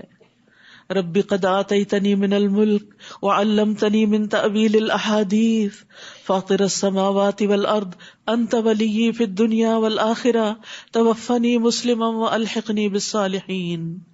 اے میرے رب تو نے مجھے حکومت بھی عطا کی اور خوابوں کی تعبیر بھی سکھائی. تو آسمانوں اور زمین کو پیدا کرنے والا ہے. تو ہی دنیا اور آخرت میں میرا سرپرست ہے. سارا کنبہ بھی آ گیا تو سرپرست اپنے رب کو ہی مان رہے ہیں. یہ نہیں کہا کہ اب تو میرے اپنے آگے اور اب میں زیادہ مضبوط ہو گیا ہوں. اسلام پر میرا خاتمہ کر اور مجھے نیک لوگوں میں شامل کر لے. یہاں یوسف علیہ السلام موت کی دعا نہیں کر رہے بلکہ مانگ رہے ہیں کہ جب بھی میں مروں اسلام کی حالت میں مروں.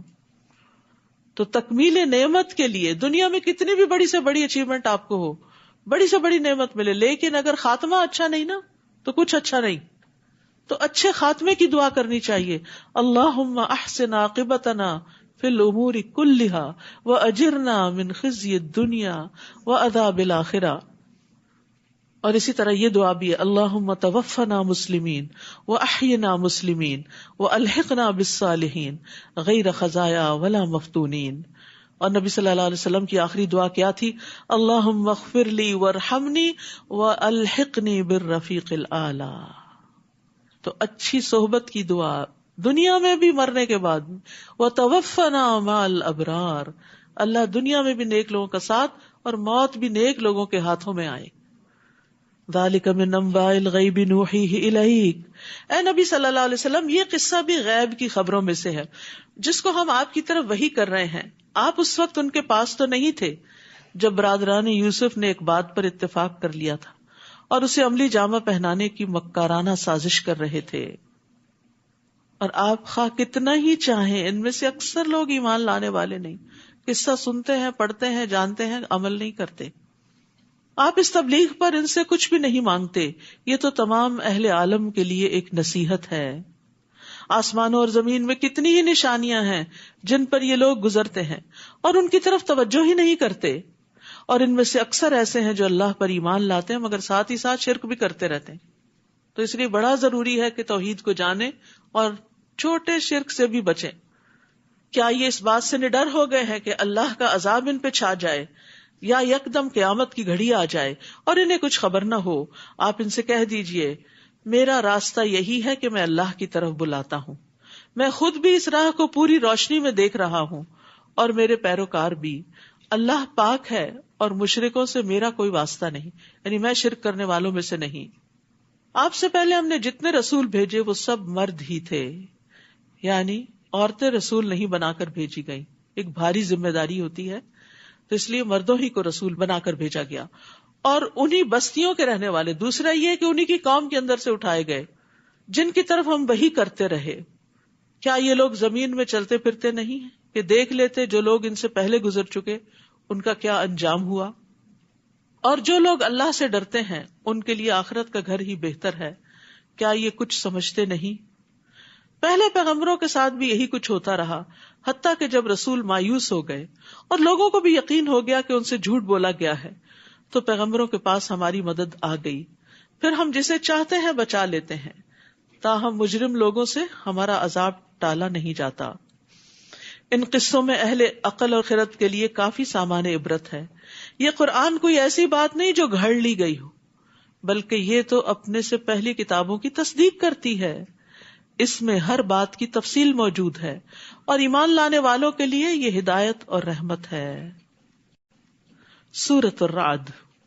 اعوذ باللہ من الشیطان الرجیم. بسم اللہ الرحمن الرحیم. الف لام میم را. تلک آیات الکتاب والذی انزل الیک من ربک الحق ولکن اکثر الناس لا یؤمنون.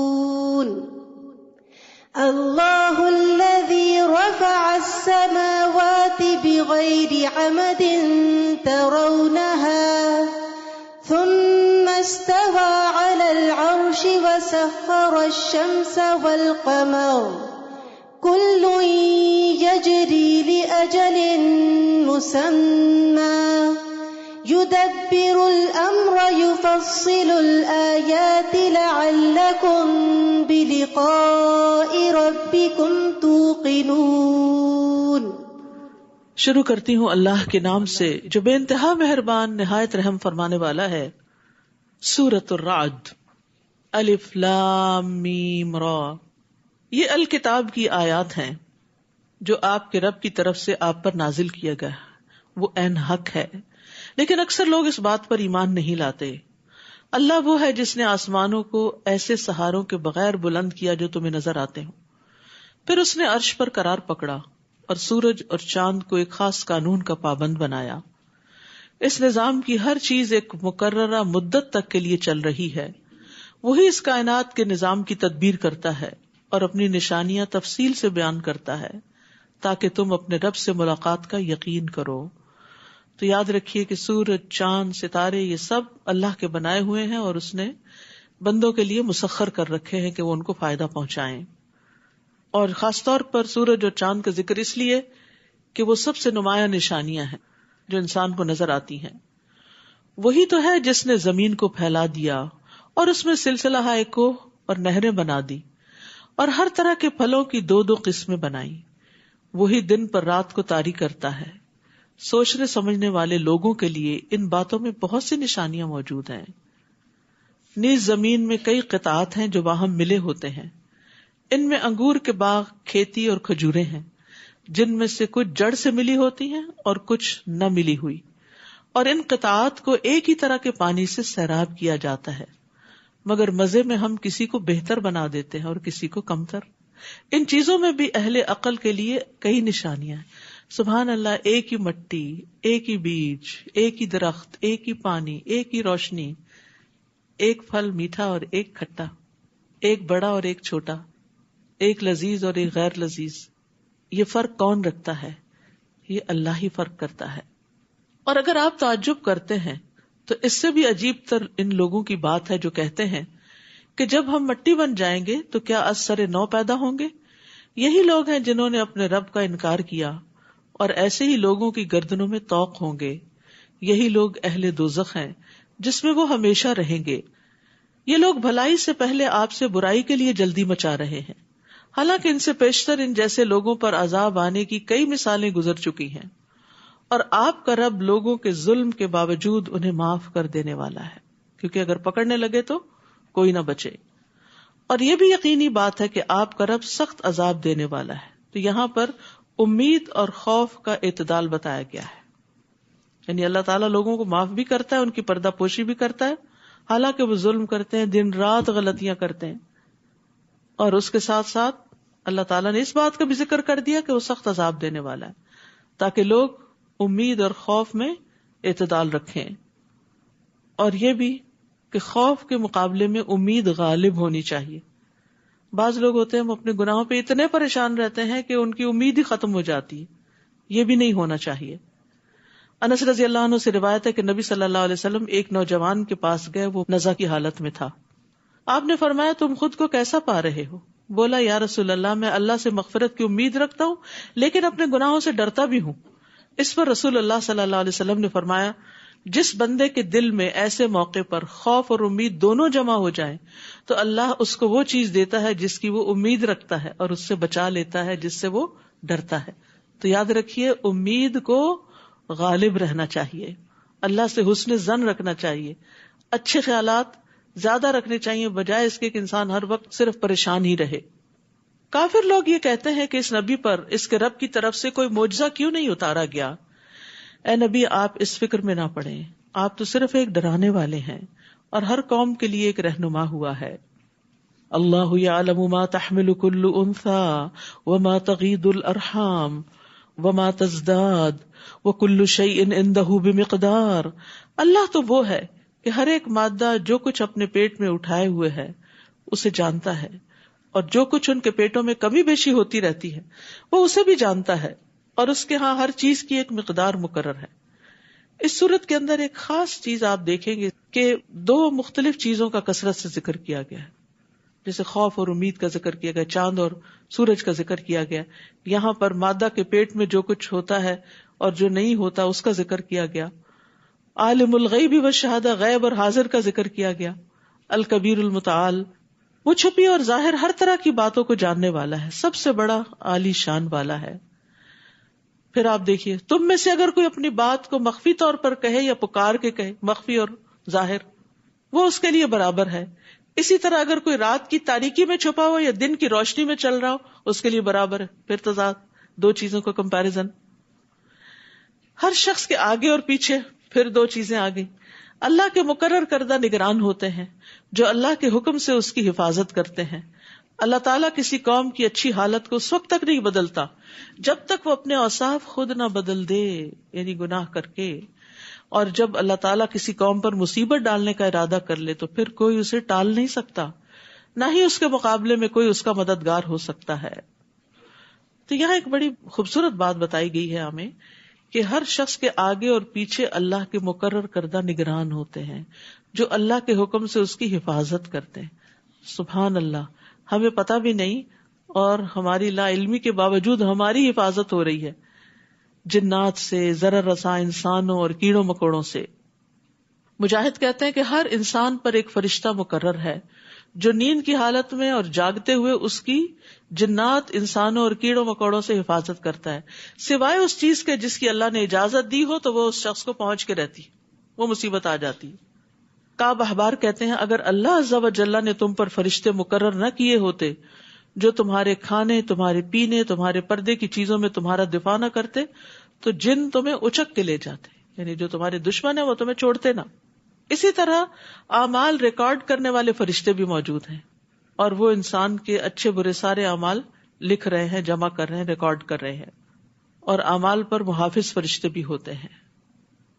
نبی صلی اللہ علیہ وسلم نے فرمایا لوگوں میں سے جس آدمی کو بھی جسمانی طور پر کوئی تکلیف پہنچتی ہے تو اللہ عز و جل اس کے محافظ فرشتوں کو حکم دیتے ہوئے فرماتے ہیں کہ میرے بندے کے لیے دن اور رات میں وہی عمل لکھتے رہو جو یہ خیر اور بھلائی کی حالت میں کرتا رہا جب تک یہ میری قید میں ہے، یعنی بیماری میں ہے. هو الذی یریکم البرق خوفا وطمعا، پھر خوف اور طمع کا ذکر ہے. وہی تو ہے جو تمہیں بجلی دکھاتا ہے جس سے تم ڈرتے بھی ہو اور امید بھی رکھتے ہو، اور وہی پانی سے بوجھل بادلوں کو اٹھاتا ہے. بادلوں کے گرجنے میں زمین والوں کے لیے امید بھی ہے اور وعید بھی ہے. جہاں انسان خوش ہوتا ہے وہاں ڈر بھی لگتا ہے کہ کہیں یہ اگر اپنی حد کراس کر گئے تو عذاب بن جائے گا. وَيُسَبِّحُ الرَّعْدُ بِحَمْدِهِ وَالْمَلَائِكَةُ مِنْ خِيفَتِهِ، اور کڑک اس کی حمد کے ساتھ اس کی پاکی بیان کرتی ہے اور فرشتے اس کے ڈر سے اس کی پاکی بیان کرتے ہیں. اور رعد ایک فرشتے کا نام بھی ہے جو بادلوں کو چلاتا ہے. تو یہاں رعد اور ملائکہ پھر دو چیزوں کا ذکر ہے. وہی گرنے والی بجلیاں بھیجتا ہے جو اس پر ہی گرتی ہیں جس پر وہ چاہتا ہے، درحالے کہ وہ اللہ کے بارے میں جھگڑا کر رہے ہوتے ہیں. فی الواقع اس کی تدبیر بڑی زبردست ہے. لہو دعوت الحق والذین یدعون من دونہ لا یستجیبون لهم بشیء الا کباسط کفیہ الی الماء لیبلغ فاہ وما هو ببالغہ وما دعاء الکافرین الا فی ضلال اسی کو پکارنا برحق ہے، اور جو لوگ اس کے علاوہ دوسروں کو پکارتے ہیں وہ انہیں کچھ بھی جواب نہیں دے سکتے. انہیں پکارنا تو ایسا ہے جیسے کوئی شخص پانی کی طرف اپنا ہاتھ اس لیے پھیلائے کہ پانی اس کے منہ تک پہنچ جائے، حالانکہ پانی کبھی اس کے منہ تک نہیں پہنچ سکتا. کافروں کی پکار بھی ایسی ہی گمراہ ہو جاتی ہے. یاد رکھیے کہ جب انسان اللہ کے علاوہ کسی اور بت، درخت، پتھر، پہاڑ، ستارے کو پکارتا ہے کہ میری مدد کرو، تو وہ تو سنتا ہی نہیں اور مدد بھی نہیں کرتے. یعنی غیر اللہ کے آگے ہاتھ پھیلانا ایسے ہی ہے جیسے پانی کے آگے ہاتھ پھیلا کے انسان پانی کو حکم دے کہ آؤ، تو وہ نہیں آتا. وَلِلَّهِ يَسْجُدُ مَن فِي السَّمَاوَاتِ وَالْأَرْضِ طَوْعًا وَكَرْهًا وَظِلَالُهُم بِالْغُدُوِّ وَالْآصَالِ. آسمانوں اور زمین میں جتنی بھی چیزیں ہیں چاروں ناچار اللہ کو سجدہ کر رہی ہیں. اسی طرح ان کے سائے صبح و شام سجدہ ریز ہوتے ہیں. طَوْعًا وَكَرْهًا، پھر کمپیریزن. تو اس آیت میں سجدے کی حکمت بیان کی گئی ہے. آپ ان سے پوچھئے آسمانوں اور زمین کا رب کون ہے؟ کہہ دیجئے اللہ. پھر کہیے کیا تم نے ایسے معبودوں کو اپنا کارساز بنا لیا ہے جو اپنے بھی نفع و نقصان کا اختیار نہیں رکھتے؟ پھر پوچھئے کیا بینا اور نابینا برابر ہو سکتے ہیں؟ پھر کمپیریزن. کیا اندھیرے اور روشنی برابر ہو سکتے ہیں؟ پھر دو چیزیں. یا جنہیں ان لوگوں نے اللہ کا شریک بنا رکھا ہے، انہوں نے بھی اللہ کی مخلوق کی طرح کوئی مخلوق پیدا کی ہے جو ان پہ مشتبہ ہو گئی ہے. اللہ ہی ہر چیز کا پیدا کرنے والا ہے اور وہ اکیلا ہے، زبردست ہے. اسی نے آسمان سے پانی برسایا جس سے وادیاں اپنی اپنی وسعت کے مطابق بہنے لگیں. پھر نالے پر پھولا ہوا جھاگ آ گیا، اور جس چیز کو وہ زیور یا کوئی اور سامان بنانے کے لیے آگ میں تپاتے ہیں اس میں بھی ایسا ہی جھاگ ہوتا ہے. اسی طرح اللہ حق اور باطل کی مثال بیان فرماتا ہے. جو جھاگ ہے وہ سوکھ کر زائل ہو جاتا ہے، اور جو چیز لوگوں کو فائدہ دیتی ہے وہ پانی زمین میں رہ جاتا ہے. اسی طرح اللہ تعالیٰ لوگوں کو سمجھانے کے لیے مثال بیان کرتا ہے. تو اللہ سبحانہ تعالیٰ نے آسمان سے پانی برسایا، یعنی وحی اتاری، اور پھر بارش سے وادیاں بہ نکلی. تو اس وحی الہی سے دلوں نے اپنی اپنی وسعت کے مطابق علم لے لیا اور پھر اس کو آگے لے چلے، وادیاں بہ نکلی. تو اللہ تعالیٰ جب آسمان سے علم شرعی اتارتا ہے تو اس کی مثال نازل شدہ پانی کی طرح ہے، کیونکہ علم سے دلوں کی زندگی ہے. جب آپ علم کی مجلس میں آتے ہیں تو دل کی حالت اور ہوتی ہے، اور جاتے ہیں تو کچھ اور ہو چکی ہوتی ہے. جس طرح پانی جسم کے لیے ضروری ہے، زندگی ہے، اسی طرح علم روح کے لیے ضروری ہے. اور پھر کچھ لوگوں کے اندر خیر ہوتی ہے تو اس پانی کو اپنے اندر جذب کر لیتے ہیں، خود بھی اس سے فائدہ اٹھاتے ہیں اور دوسروں کو بھی فائدہ پہنچاتے. اسی طرح سونے چاندی کے میل کچیل کو بھی دور کیا جاتا ہے. جو خالص ہوتا ہے وہ فائدہ مند ہوتا ہے، جو جھاگ ہوتی ہے وہ ختم ہو جاتی ہے. اور سونا چاندی تپانے کے بعد خالص ہوتا ہے. تو اسی طرح انسان بھی آزمائشوں کی بھٹیوں سے گزرنے کے بعد کام کا بنتا ہے. لِلَّذِينَ اسْتَجَابُوا لِرَبِّهِمُ الْحُسْنَى، جن لوگوں نے اپنے رب کا حکم مان لیا ان کے لیے بھلائی ہے، اور جنہوں نے نہیں مانا اگر وہ سب کچھ انہیں میسر آ جائے جو زمین میں ہے، بلکہ اتنا اور بھی تو وہ سب کچھ دے کر اللہ کی گرفت سے بچنے پر تیار ہو جائیں گے. یہی لوگ ہیں جن سے بری طرح حساب لیا جائے گا، ان کا ٹھکانہ دوزخ ہوگا جو بہت بری جگہ ہے. سول حساب ایسا حساب ہے جس میں انسان کے گناہوں کا محاسبہ اس طرح کیا جائے کہ کوئی بھی چیز نہ بخشی جائے. ڈیٹیلڈ انویسٹیگیشن کہ کوئی بھی کام کیوں کیا تھا. افمن یعلم انما انزل الیک من ربک الحق، کیا بھلا جو شخص یہ جانتا ہے کہ جو کچھ آپ کی طرف، آپ کے رب کی طرف سے اتارا گیا ہے وہ حق ہے، اس شخص جیسا ہے جو اندھا ہے مگر نصیحت تو دانش مند ہی قبول کرتے. پھر کمپیریزن. اب یہ دانش مند کون ہے، عقل مند کون ہے؟ الذین یوفون بعہد اللہ ولا ینقضون المیثاق، جو اللہ سے کیا ہوا عہد پورا کرتے ہیں، عہد الست یا اس کے بعد لا الہ الا اللہ کا پڑھنا، اور مضبوط کیے ہوئے عہد کو توڑ نہیں ڈالتے، اور جن رشتوں کو اللہ نے ملانے کا حکم دیا ہے انہیں ملاتے ہیں، اپنے رب سے ڈرتے ہیں اور بری طرح حساب لیے جانے سے خوف کھاتے ہیں. تو یہاں صلہ رحمی کی طرف اشارہ ہے ابن عمر کہتے ہیں جو اپنے رب کا تقوی اختیار کرے اور صلہ رحمی کرے اس کی موت میں تاخیر کر دی جاتی ہے، اس کے مال میں اضافہ کر دیا جاتا ہے اور اس کے گھر والے اس سے محبت کرنے لگتے ہیں. سبحان اللہ.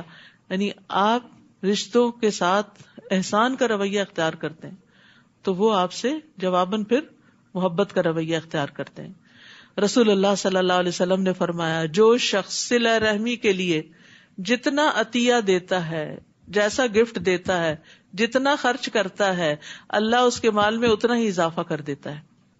لیکن سب سے مشکل رشتہ داروں کو ہی دینا لگتا ہے. دوست احباب کو بھی تحفے تحائف دے دیتے ہیں، اوروں پہ بھی خرچ کر لیتے ہیں، اپنی ذات پہ بھی، اپنے بچوں وغیرہ پہ بھی. لیکن بہن بھائیوں اور ان کے بچوں اور جو بھی صلہ رحمی کے مستحق ہیں ان کا عام طور پر خیال نہیں رکھتے. رمضان شروع ہو رہا ہے، ہم سب کو ایک لسٹ بنانی چاہیے کہ ہمارے خاندان میں کون کون ضرورت مند ہے اور اسپیشل گفٹ بھجوائیں. اور ان میں سے جو اچھے بھلے ہیں آپ ان کو عیدی بھی بھجوا سکتے ہیں. یعنی ضروری نہیں ہوتا کہ کوئی محتاج اور فقیر ہی ہو تو اس کو آپ نے دینا ہے. عیدی دینے کا فائدہ کیا ہوتا ہے کہ تعلق جڑ جاتا ہے، بچے خوش ہو جاتے ہیں، انتظار کر رہے ہوتے ہیں اور مرنے کے بعد بھی آپ کو یاد کرتے ہیں کہ ہماری نانی ہمیں عیدی دیا کرتی تھی. تو دنیا میں بھی فائدہ، مال میں اضافہ، عمر میں اضافہ اور آخرت کا حساب آسان. اور جنہوں نے اپنے رب کی رضا کے لیے صبر کیا، نماز قائم کی اور اللہ نے جو کچھ انہیں دے رکھا ہے اس میں سے پوشیدہ اور علانیہ خرچ کیا اور برائی کا بھلائی سے جواب دیا، انڈر لائن برائی کا بھلائی سے جواب دیا، یہی لوگ ہیں جن کے لیے آخرت کا گھر ہے. بدسلوکی کے مقابلے میں حسن سلوک. تو انسان سے غلطی تو ہو جاتی ہے تو ساتھ ہی انسان نیکی کر لے، اور اگر کسی کے ساتھ زیادتی ہو جائے تو اس سے سوری کر لے. نبی صلی اللہ علیہ وسلم کا اخلاق کیا تھا؟ ایک بدو نے آپ کی چادر اس طرح پکڑی کہ آپ کے جسم پہ نشان پڑ گیا. اس نے کہا مجھے بھی اس مال میں سے دیجیے جو اللہ نے آپ کو دیا. آپ دیکھ کے مسکرائے اور حکم دیا کہ اس کو کچھ دیا جائے. برائی کے بدلے میں بھلائی. ایسا کرنے والے بہت زبردست سودا کر رہے ہیں. جنات عدن یدخلونہا، وہ ہمیشہ قائم رہنے والے باغوں میں داخل ہوں گے، اور ان کے ساتھ ان کے آبا و اجداد، ان کی بیویوں اور ان کی اولاد میں سے جو نیک ہوں گے وہ بھی داخل ہوں گے، اور فرشتے جنت کے ہر دروازے سے ان کے استقبال کو آئیں گے. صبح و شام ان کو سلام کریں گے آ کے، سلام علیکم بما صبرتم فنعم عقبی الدار. کہیں گے تم پر سلامتی ہو کیونکہ تم نے دنیا میں مصیبتوں پر صبر کیا. صبر کا بدلہ جنت ہے. سو یہ آخرت کا گھر کتنا ہی اچھا ہے. وہاں مشکل ہوئی، کڑوے دن گزرے، لیکن انجام اچھا ہوا. کامیابی یہی ہے. اور اس کے برعکس دوسرا گروہ پھر کمپیرزن ہے. جو لوگ اللہ سے کیے ہوئے عہد کو مضبوط کرنے کے بعد توڑ دیتے ہیں اور جن رشتوں کو اللہ نے ملانے کا حکم دیا ہے انہیں کاٹ دیتے ہیں اور زمین میں فساد برپا کرتے ہیں، ایسے لوگوں کے لیے لعنت ہے اور ان کے لیے آخرت میں برا گھر ہے. استغفر اللہ. نہ اللہ کا حق دیتے ہیں نہ بندوں کا دیتے ہیں. دنیا میں بھی عذاب میں ہے اور آخرت کا عذاب بھی منتظر ہے. اللہ جس کے لیے چاہتا ہے رزق کشادہ کر دیتا ہے اور جس کے لیے چاہتا ہے کم کر دیتا ہے. اور یہ لوگ دنیا کی زندگی پر ہی ریجھ گئے ہیں، بس اسی کی فکر ہے. حالانکہ آخرت کے مقابلے میں دنیا کی زندگی ایک حقیر سا فائدہ ہے، سمندر کے مقابلے میں قطرہ بھی نہیں. اور وہ لوگ جنہوں نے کفر کیا وہ کہتے ہیں اس نبی پر اس کے رب کی طرف سے کوئی نشانی کیوں نہ اتاری گئی. آپ انہیں کہیے کہ اللہ نشانیاں دکھلانے کے بعد بھی جسے چاہے گمراہی رہنے دیتا ہے اور اپنی راہ صرف اسے دکھاتا ہے جو اس کی طرف رجوع کرے. یعنی وہ لوگ جو ایمان لاتے ہیں اور ان کے دل اللہ کے ذکر سے مطمئن ہو جاتے ہیں. یاد رکھو دل اللہ کے ذکر سے ہی مطمئن ہوتے ہیں. تجربہ کر کے دیکھ لیجیے، جب دل گھبرا رہا ہو تلاوت شروع کر دیجیے، کرتے رہیے جب تک کہ چین نہ آ جائے، اٹھیں اور آپ ہلکے نہ ہو جائیں. تو ایمان والوں کے دل اللہ کے ذکر سے یقیناً اطمینان پاتے ہیں. ہاں اگر ایمان کی کمی ہو، اللہ سے بدگمانی ہو تو پھر اور بات ہے. تو یہاں اللہ کے ذکر پر ثابت قدمی کی طرف توجہ دلائی گئی ہے. اور اگر ذکر سے دل مطمئن نہ ہو تو اپنے ایمان کا جائزہ لینا چاہیے. جیسے قالت الاعراب آمنا قل لم تؤمنوا ولكن قولوا اسلمنا ولما يدخل الايمان في قلوبكم.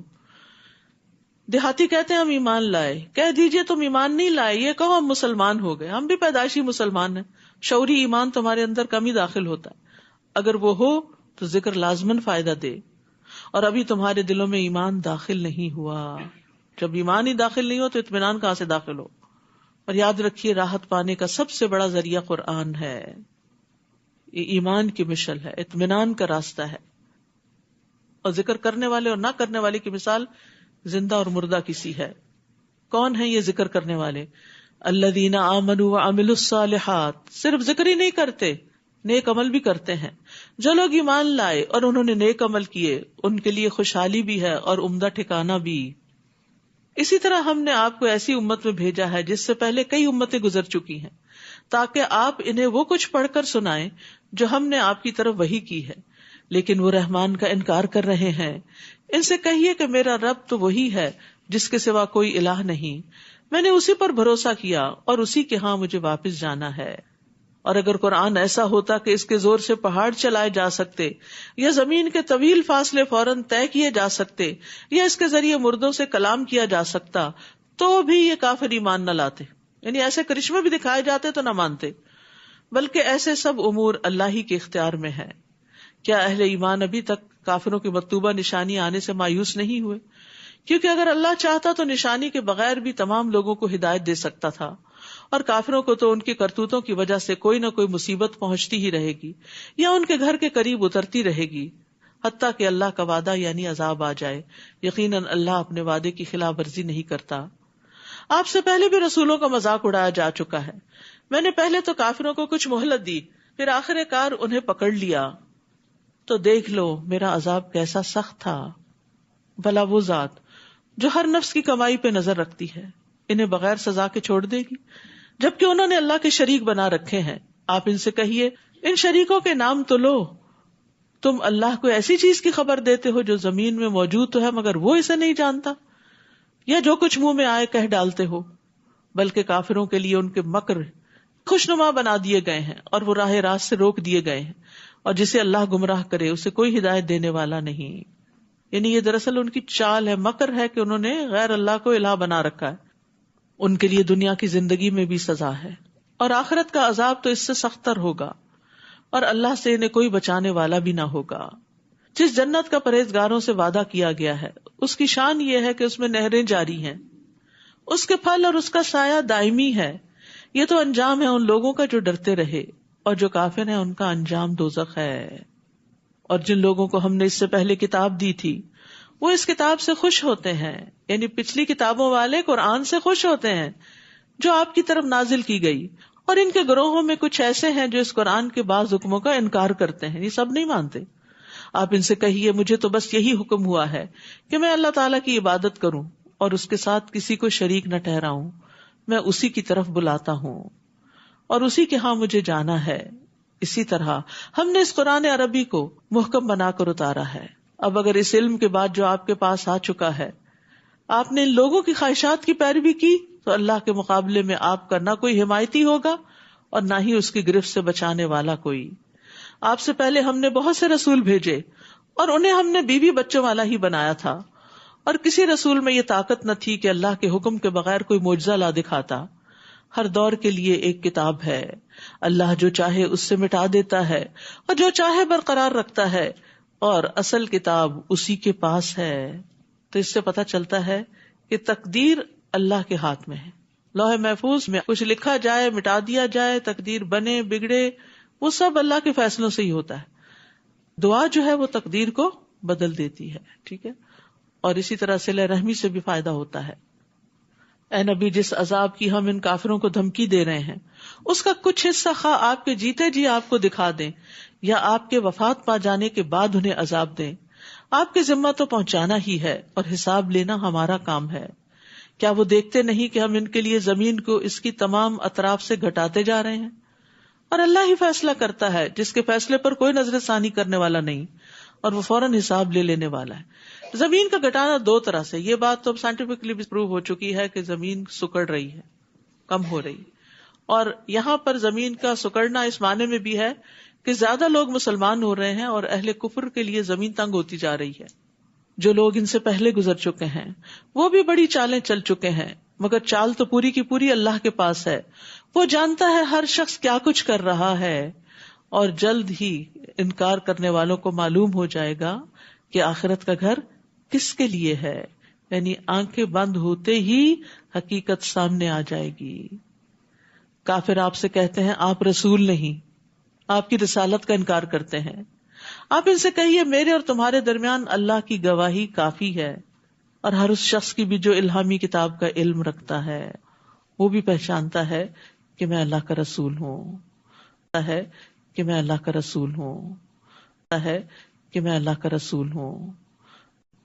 سورۃ ابراہیم. بسم اللہ الرحمن الرحیم.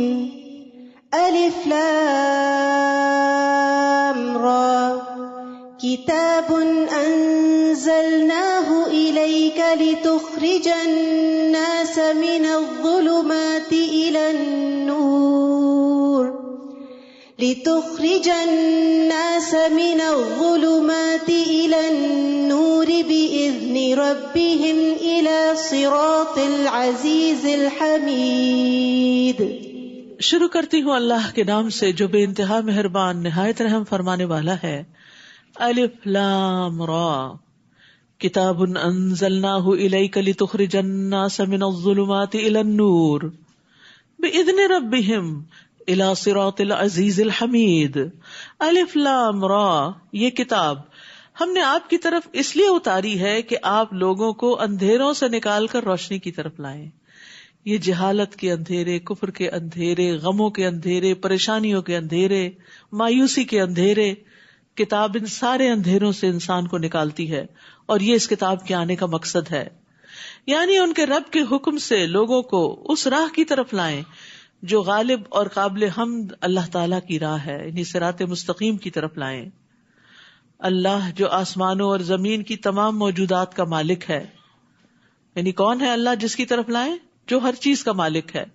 اور کافروں کے لیے سخت عذاب کی وجہ سے تباہی ہے، جو آخرت کے مقابلے میں دنیا کی زندگی کو پسند کرتے ہیں. یعنی جب دو آمنے سامنے ہوں تو دنیا چن لیتے ہیں اور اللہ کی راہ سے روکتے ہیں، اور اس میں اپنی خواہشوں کے مطابق ٹیڑھ پیدا کرنا چاہتے ہیں.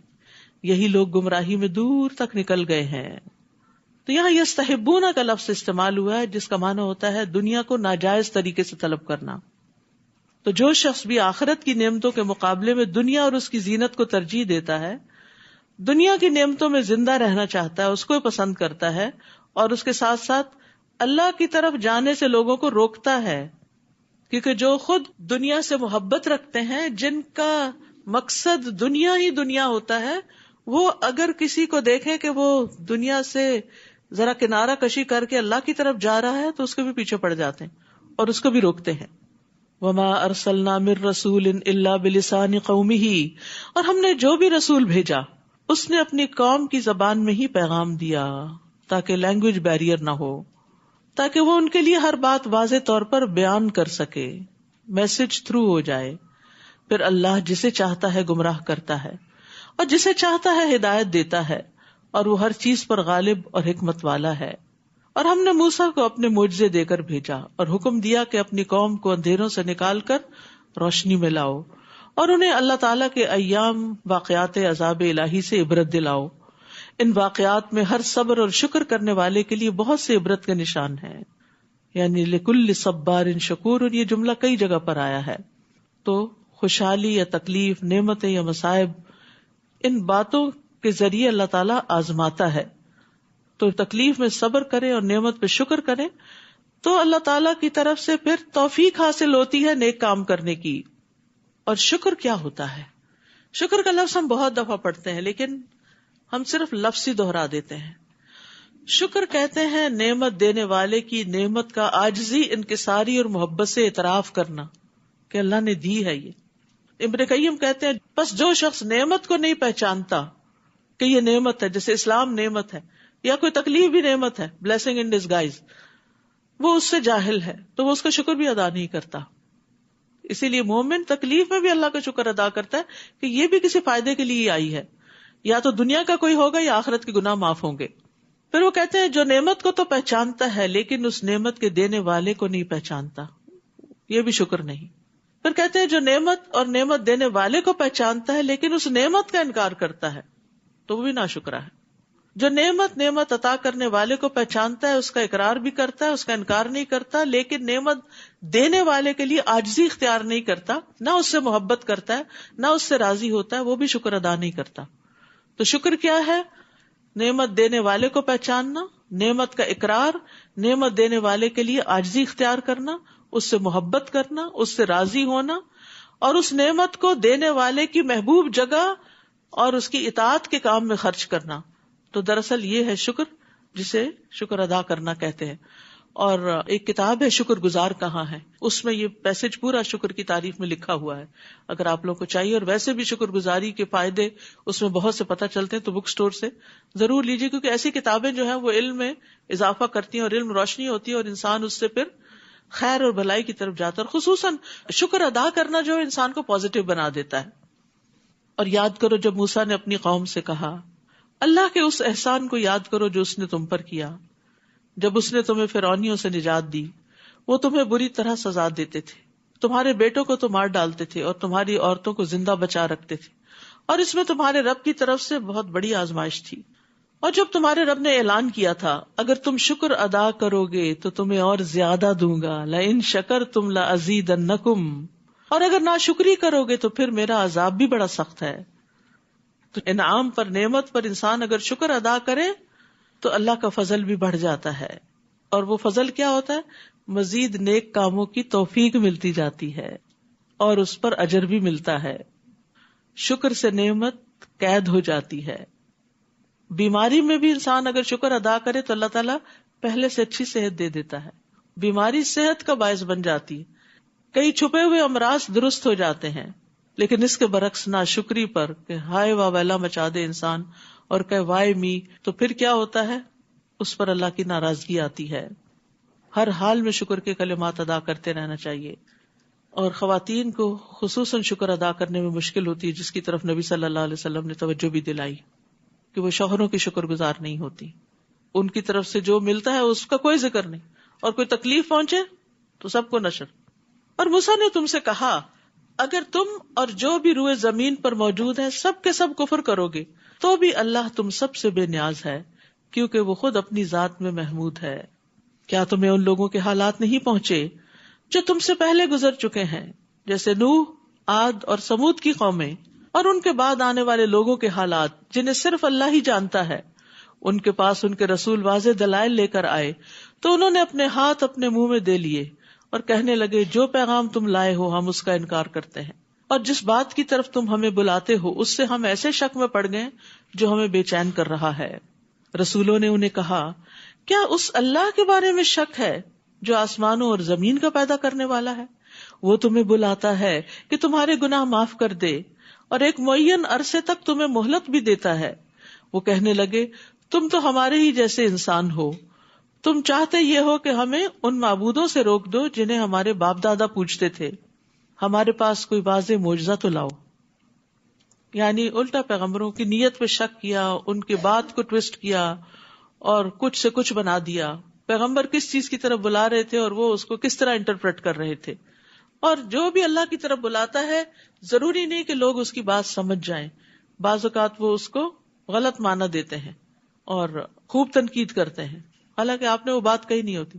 ایسے میں یہ چیز بڑی تسلی دیتی ہے کہ اللہ تو جانتا ہے ہم کیا کر رہے ہیں. مثلاً قرآن مجید میں اللہ تعالیٰ ہی صبر کا حکم دے رہے ہیں نا. کتنی دفعہ صبر کا ذکر ہوا، کتنی دفعہ شکر کا ذکر ہوا. تو اگر کوئی شخص آپ کو یہ کہے کہ آپ روز یہی قصہ سناتی ہیں کہ صبر کرو شکر کرو صبر کرو شکر، تو یہ کس نے کہا ہے؟ میں اپنے پاس سے تو نہیں گھڑ کے کہہ رہی کہ یہ کرو. یہ تو جس نے ہمیں پیدا کیا ہے وہی پیغام دے رہا ہے، اور اگر ہم یہ کریں گے تو ان فائدوں کو بھی پہنچیں گے. اور اگر ہم صبر اور شکر نہیں کرتے تو مزریبل لائف گزارتے ہیں. ہر وقت کڑواہٹ بڑی رہتی ہے ہمارے منہ میں، جب بات نکلتی ہے منہ سے کڑوی نکلتی. ظاہر جیسا منہ ہوگا ویسی بات نکلے گی نا، جیسا دل ہوگا ویسے ہی خیالات ہوں گے آپ کے دوسروں کے بارے میں. پھر آپ کو دوسروں کی بات بھی سمجھ نہیں آتی، ان کی خیر خواہی بھی نہیں آپ کو نظر آتی کہ وہ آپ کے لیے اچھا چاہتے ہیں. تو ایک بدگمانی 100 بیماریوں کو جنم دیتی ہے. رسولوں نے انہیں کہا ٹھیک ہے ہم تمہارے ہی جیسے انسان ہیں، مگر اللہ اپنے بندوں میں سے جس پر چاہتا ہے انسان فرما دیتا ہے، اور یہ ہماری طاقت نہیں کہ اللہ کے حکم کے بغیر کوئی معجزہ لا سکیں، اور ایمان لانے والوں کو اللہ ہی پر بھروسہ کرنا چاہیے۔ اور ہم اللہ پر کیوں نہ بھروسہ کریں جبکہ اس نے ہمیں ہماری سب راہیں دکھا دی ہیں، اور جو دکھ تم ہمیں دے رہے ہو اس پر ہم صبر کریں گے، اور بھروسہ کرنے والوں کو اللہ ہی پر بھروسہ کرنا چاہیے۔ آخر کافروں نے اپنے رسول سے کہہ دیا کہ ہم تمہیں اپنے ملک سے نکال دیں گے یا تمہیں واپس ہمارے دین میں آنا ہوگا۔ تب ان کے رب نے ان کی طرف وحی کی کہ ہم ان ظالموں کو یقیناً ہلاک کر دیں گے، اور ان کے بعد تمہیں اس ملک میں آباد کریں گے۔ یہ انعام اس شخص کے لیے ہے جو میرے سامنے جواب دہی کے لیے کھڑا ہونے سے اور میری وعید سے ڈرتا ہو۔ تو اللہ کے غضب اور اس کی وعید سے ڈرنا ایمان کی علامت ہے۔ رب کی نافرمانی سے ڈرنا یہ بھی ایمان کی علامت ہے۔ جب ہم کوئی غلط کام کر لیتے ہیں تو ہمیں ڈر لگنا چاہیے کہ ہماری پکڑ نہ ہو۔ بعض اوقات انسان گناہ کی وجہ سے اپنے رزق سے محروم کر دیا جاتا، اور وہ رزق صرف مال و دولت نہیں ہوتا، کسی نیک کام کی توفیق اور اس کو اچھی طرح کرنے کی توفیق بھی ہو سکتی ہے۔ اور رب سے ڈرنے والے کے لیے جنت کا وعدہ ہے، وَلِمَنْ خَافَ مَقَامَ رَبِّهِ جَنَّتَانِ، کیونکہ یہ خوف انسان کو بری بات زبان سے نکالنے سے روکتا ہے، بیڈ بیہیویئر سے روکتا ہے، مخلص انسان بناتا ہے، اچھی عبادات کرواتا ہے کہ وہ سمجھتے میں اپنے رب کے سامنے کھڑا ہوں۔ وَاسْتَفْتَحُوا وَخَابَ كُلُّ جَبَّارٍ عَنِيدٍ، رسولوں نے فتح کی دعا مانگی تھی اور اس کے نتیجے میں ہر جابر دشمن نامراد ہو گیا۔ مِن وَرَائِهِ جَهَنَّمُ وَيُسْقَى مِن مَّاءٍ صَدِيدٍ، اس کے بعد اس کے لیے جہنم ہوگی اور پینے کو اسے پیپ کا پانی دیا جائے گا، استغفر اللہ، جسے وہ گھونٹ گھونٹ پیے گا اور اسے بمشکل ہی حلق سے اتار سکے گا۔ موت اسے ہر طرف سے آئے گی مگر وہ مرے گا نہیں، اور اس سے آگے اور سخت عذاب ہوگا۔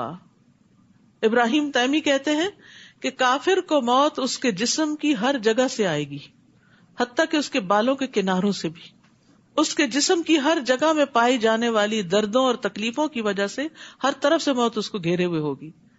ضحاک کہتے ہیں اس کے پاس موت ہر جانب اور ہر جگہ سے آتی، یہاں تک کہ اس کے پاؤں کے انگوٹھوں سے بھی، یعنی ہر طرف سے نزع اور سکرات میں پکڑا ہوا ہوگا۔ جن لوگوں نے اپنے رب سے کفر کیا ان کے اعمال کی مثال اس راکھ کی سی ہے جسے آندھی کے دن تیز ہوا نے اڑا دیا ہو۔ یہ لوگ اپنے کیے کرائے میں سے کچھ بھی نہ پا سکیں گے، یہی پرلے درجے کی گمگشتگی ہے۔ کیا تم دیکھتے نہیں کہ اللہ تعالیٰ نے آسمانوں اور زمین کو حق کے ساتھ پیدا کیا ہے؟ اگر وہ چاہے تو تمہیں لے جائے اور تمہاری جگہ نئی مخلوق لے آئے، اور یہ بات اللہ تعالیٰ کے لیے کچھ دشوار نہیں۔ اور جب یہ لوگ اللہ کے سامنے حاضر ہوں گے تو کمزور لوگ ان لوگوں سے جو دنیا میں بڑے بنے ہوئے تھے کہیں گے ہم تو تمہارے ہی پیچھے لگے ہوئے تھے، بتاؤ آج آپ اللہ کے عذاب سے بچانے کے لیے ہمارے کچھ کام آ سکتے ہو؟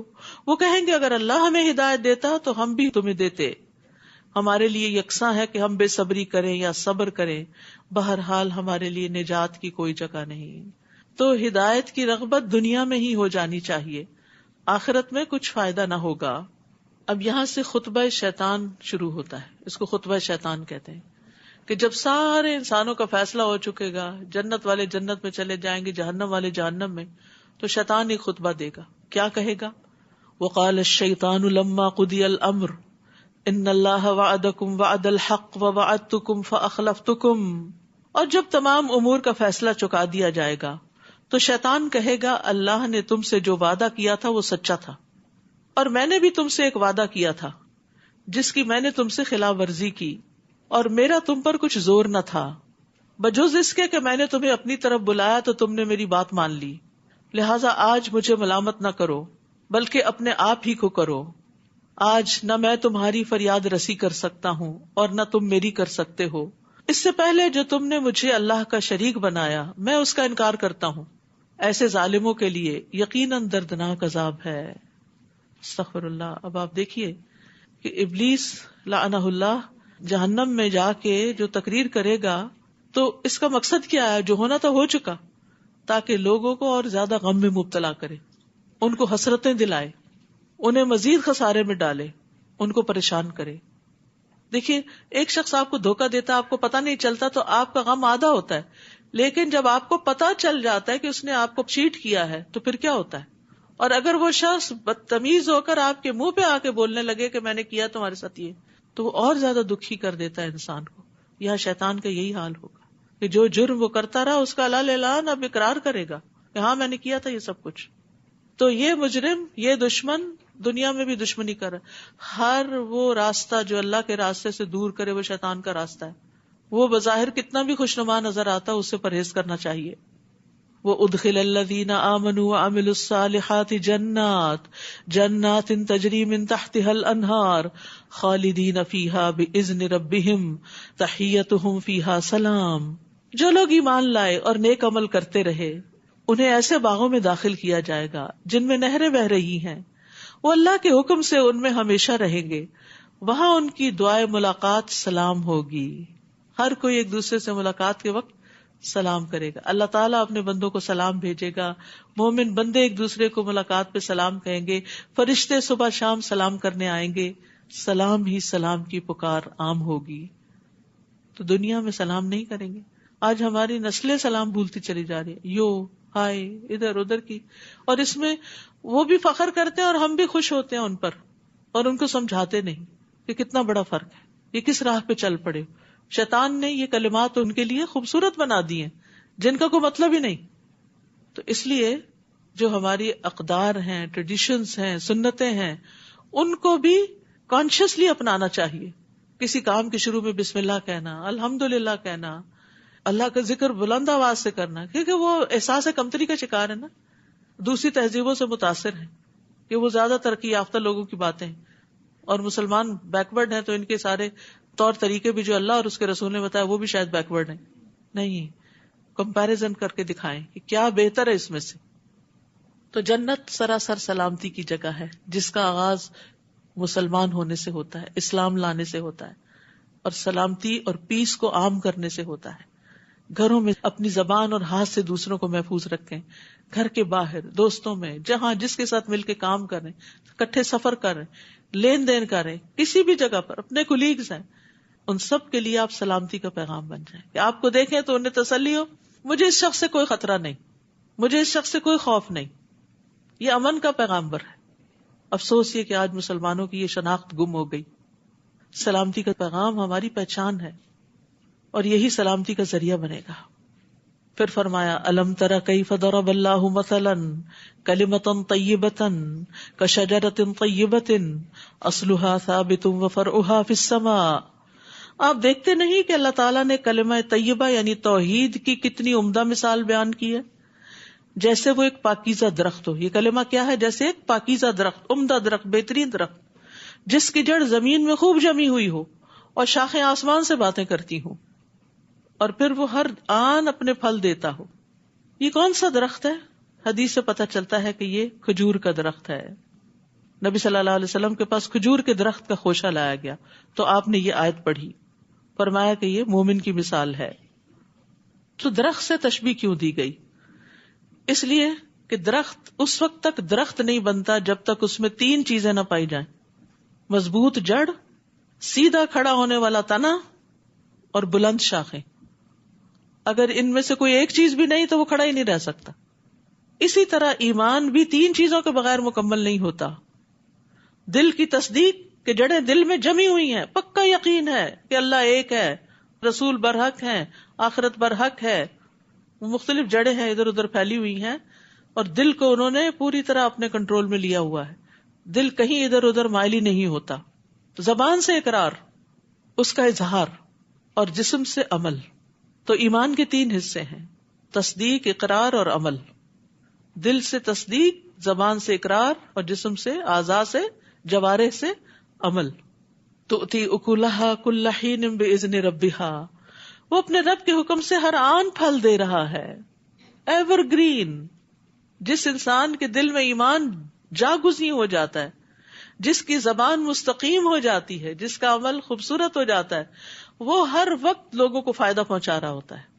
ہر وقت آپ اس سے ملاقات کریں، آپ اس سے بات کریں، آپ اس سے کوئی سوال کریں، آپ اس سے کسی طرح کی کوئی مدد چاہیں، تو وہ آپ کو لیٹ ڈاؤن نہیں کرے گا. وہ اگر آپ کے کام آ گیا تو ٹھیک، نہ آ سکا تو کسی اور سے کہہ کے آپ کا کام کروا دے گا. اس کے اندر خیر ہی خیر ہوتی. وہ سوچتا بھی اچھا ہے دوسروں کے لیے، بولتا بھی اچھا ہے، چاہے سامنے ہو چاہے پیچھے ہو، اور اچھے کام بھی کرتا ہے. اور کل سے جو بات بڑی میرے دل پہ لگی وہ یہ تھی کہ خوبصورت عمل، خوشبودار اور اچھے انسان کی شکل میں انسان کے ساتھ ہوگا، قبر میں بھی اور حشر میں بھی. تو قبر میں تنہائی ہے، وحشت ہے، اس سے بڑا ڈر لگتا ہے نا کہ پتہ نہیں کیسی جگہ ہوگی. تو اس سے عمل کرنے کا شوق بڑھتا ہے کہ اچھا یہ عمل بڑھتا جائے گا، جتنا زیادہ عمل کریں گے اتنا ہی وہ خوبصورت ہوگا اور اتنا ہی وہ زیادہ بڑا ہوگا. تو انسان کا سارا غم چلا جائے گا. تو ہمیں سوچنا چاہیے کہ کیا ہم وہ درخت ہیں کہ جو ہر وقت پھل دے رہا ہے، یعنی اور نہیں کسی کو دیکھیں تو اسمائل ہی کر لیں، یہ بھی پھل دینا ہے، ایور گرین. باقی آپ دیکھیں سارے درخت خزاں میں جڑ جاتے ہیں، اور دیکھیں تو دل گھبراتا ہے ان کو کہ یہ کیا ہوا، سب کچھ لٹ گیا، لٹے پٹے ہوتے ہیں. لیکن کھجور کا درخت کسی موسم میں نہیں لٹتا، وہ گرین ہی رہتا ہے. اور پھر یہ تو مومن کی مثال ہے. اچھا ہمارا حال یہ ہوتا ہے جب اچھے دن ہو نا تو ہم خوش اخلاق ہوتے ہیں، اور ذرا تھکے میں ہو اور ذرا بیمار ہو یا کوئی ہمیں پریشان کر دے، پھر دیکھیں ہم کیا ہوتے ہیں، پھر ہمارے پھلوں کا سیزن ختم ہو جاتا ہے. کبھی دن کو اچھے ہوتے ہیں، رات کو اچھے نہیں ہوتے، کبھی رات کو اچھے ہوتے ہیں اور دن کو اچھا نہیں ہوتا. تو اب آ رہی ہیں دن کی عبادتیں بھی اور رات کی عبادتیں بھی. اللہ ہمیں توفیق دے دے اور قبول کر لے. تو مومن کے نیک اعمال رات اور دن ہر موقع پر ہر وقت اس کو بلند کرتے رہتے ہیں. اور گندے کلمے شرک کی مثال ایک خراب درخت کی طرح ہے جسے زمین کی سطح سے ہی اکھاڑ پھینکا جائے اور اسے کچھ استحکام نہ ہو. جو جڑی بوٹیاں سی ہوتی ہیں جو زمین میں پھیلی ہوتی ہیں کانٹوں والی، جو بھی گزرے اس کو پکڑ لیتی. جو لوگ ایمان لائے اللہ انہیں اس قول ثابت کلمہ طیبہ سے دنیا کی زندگی میں بھی ثابت قدم رکھتا ہے. دنیا میں ان کو استقامت نصیب ہوتی ہے، اچھے کام کرتے رہتے ہیں، اور آخرت میں بھی رکھے گا. اور جو ظالم ہے اللہ انہیں بھٹکا دیتا ہے، اور اللہ وہی کرتا ہے جو چاہتا ہے. نبی صلی اللہ علیہ وسلم نے فرمایا مومن جب اپنی قبر میں بٹھایا جاتا ہے تو اس کے پاس فرشتے آتے ہیں، پھر وہ شہادت دیتا ہے کہ اللہ کے سوا کوئی معبود نہیں اور بے شک محمد صلی اللہ علیہ وسلم اللہ کے رسول ہیں. تو یہ اللہ کے اس فرمان کی تعبیر ہے یثبت اللہ الذین آمنوا بالقول الثابت فی الحیات الدنیا وفی الآخرہ، اور آخرت کی پہلی منزل قبر ہے. لیکن جو ظالم ہیں ان کو اللہ تعالی حق بات سے محروم رکھے گا. وَيُضِلُّ اللَّهُ الظَّالِمِينَ وَيَفْعَلُ اللَّهُ مَا يَشَاءُ، اور اللہ جو چاہتا ہے کرتا ہے. یعنی ظالموں کو ان کی قبروں میں یہ کلمہ نصیب نہیں ہوگا، وہ صحیح جواب نہیں دے سکیں گے. حدیث میں آتا ہے، طویل حدیث کا حصہ ہے، وہ آپ نے موت کا ذکر کیا اور فرمایا کافر کی روح اس کے جسم میں لوٹائی جاتی ہے، 2 فرشتے اس کے پاس آتے ہیں، اسے اٹھا بٹھاتے ہیں، اس سے پوچھتے ہیں تیرا رب کون ہے؟ وہ کہتا ہاں لا ادری، مجھے نہیں پتا. پھر اس سے پوچھتے ہیں وہ کون ہے جو تمہیں مبعوث کیا گیا؟ وہ کہتا ہاں مجھے نہیں پتا. تو منادی کرنے والا آسمان سے ندا دیتا ہے، پھر دین کے بارے میں پوچھتے تو یہی جواب دیتا ہے. تو وہ آسمان سے ندا دیتا ہے کہ اس نے جھوٹ کہا، اس کے لیے آگ کا بستر بچھا دو، اسے آگ کا لباس پہنا دو اور دوزخ کی طرف دروازہ کھول دو. پھر فرمایا جہنم کی طرف سے اسے تپش اور سخت گرم ہوا آنے لگتی ہے. قبر کو تنگ کر دیا جاتا ہے یہاں تک کہ پسلیاں ایک دوسرے کے اندر گھس جاتی ہیں. پھر اس پر اندھا گنگا فرشتہ مقرر کر دیا جاتا ہے جس کے پاس لوہے کا ایسا بھاری گرز ہوتا ہے کہ اسے پہاڑ پہ مارا جائے تو پہاڑ مٹی مٹی ہو جائے. پھر وہ اس کے ساتھ ایسی چوٹ مارتا ہے جس کی آواز جنوں اور انسانوں کے علاوہ مشرق و مغرب کے درمیان کی ساری مخلوق سنتی. پھر وہ مٹی مٹی ہو جاتا ہے، ریزہ ریزہ ہو جاتا ہے. آپ نے فرمایا پھر روح لوٹائی جاتی ہے، پھر یہ پروسیس شروع ہوتا ہے. اللہ تعالیٰ ہم سب کو اس سے محفوظ رکھے. اور منافق کے ساتھ بھی یہی ہوتا ہے.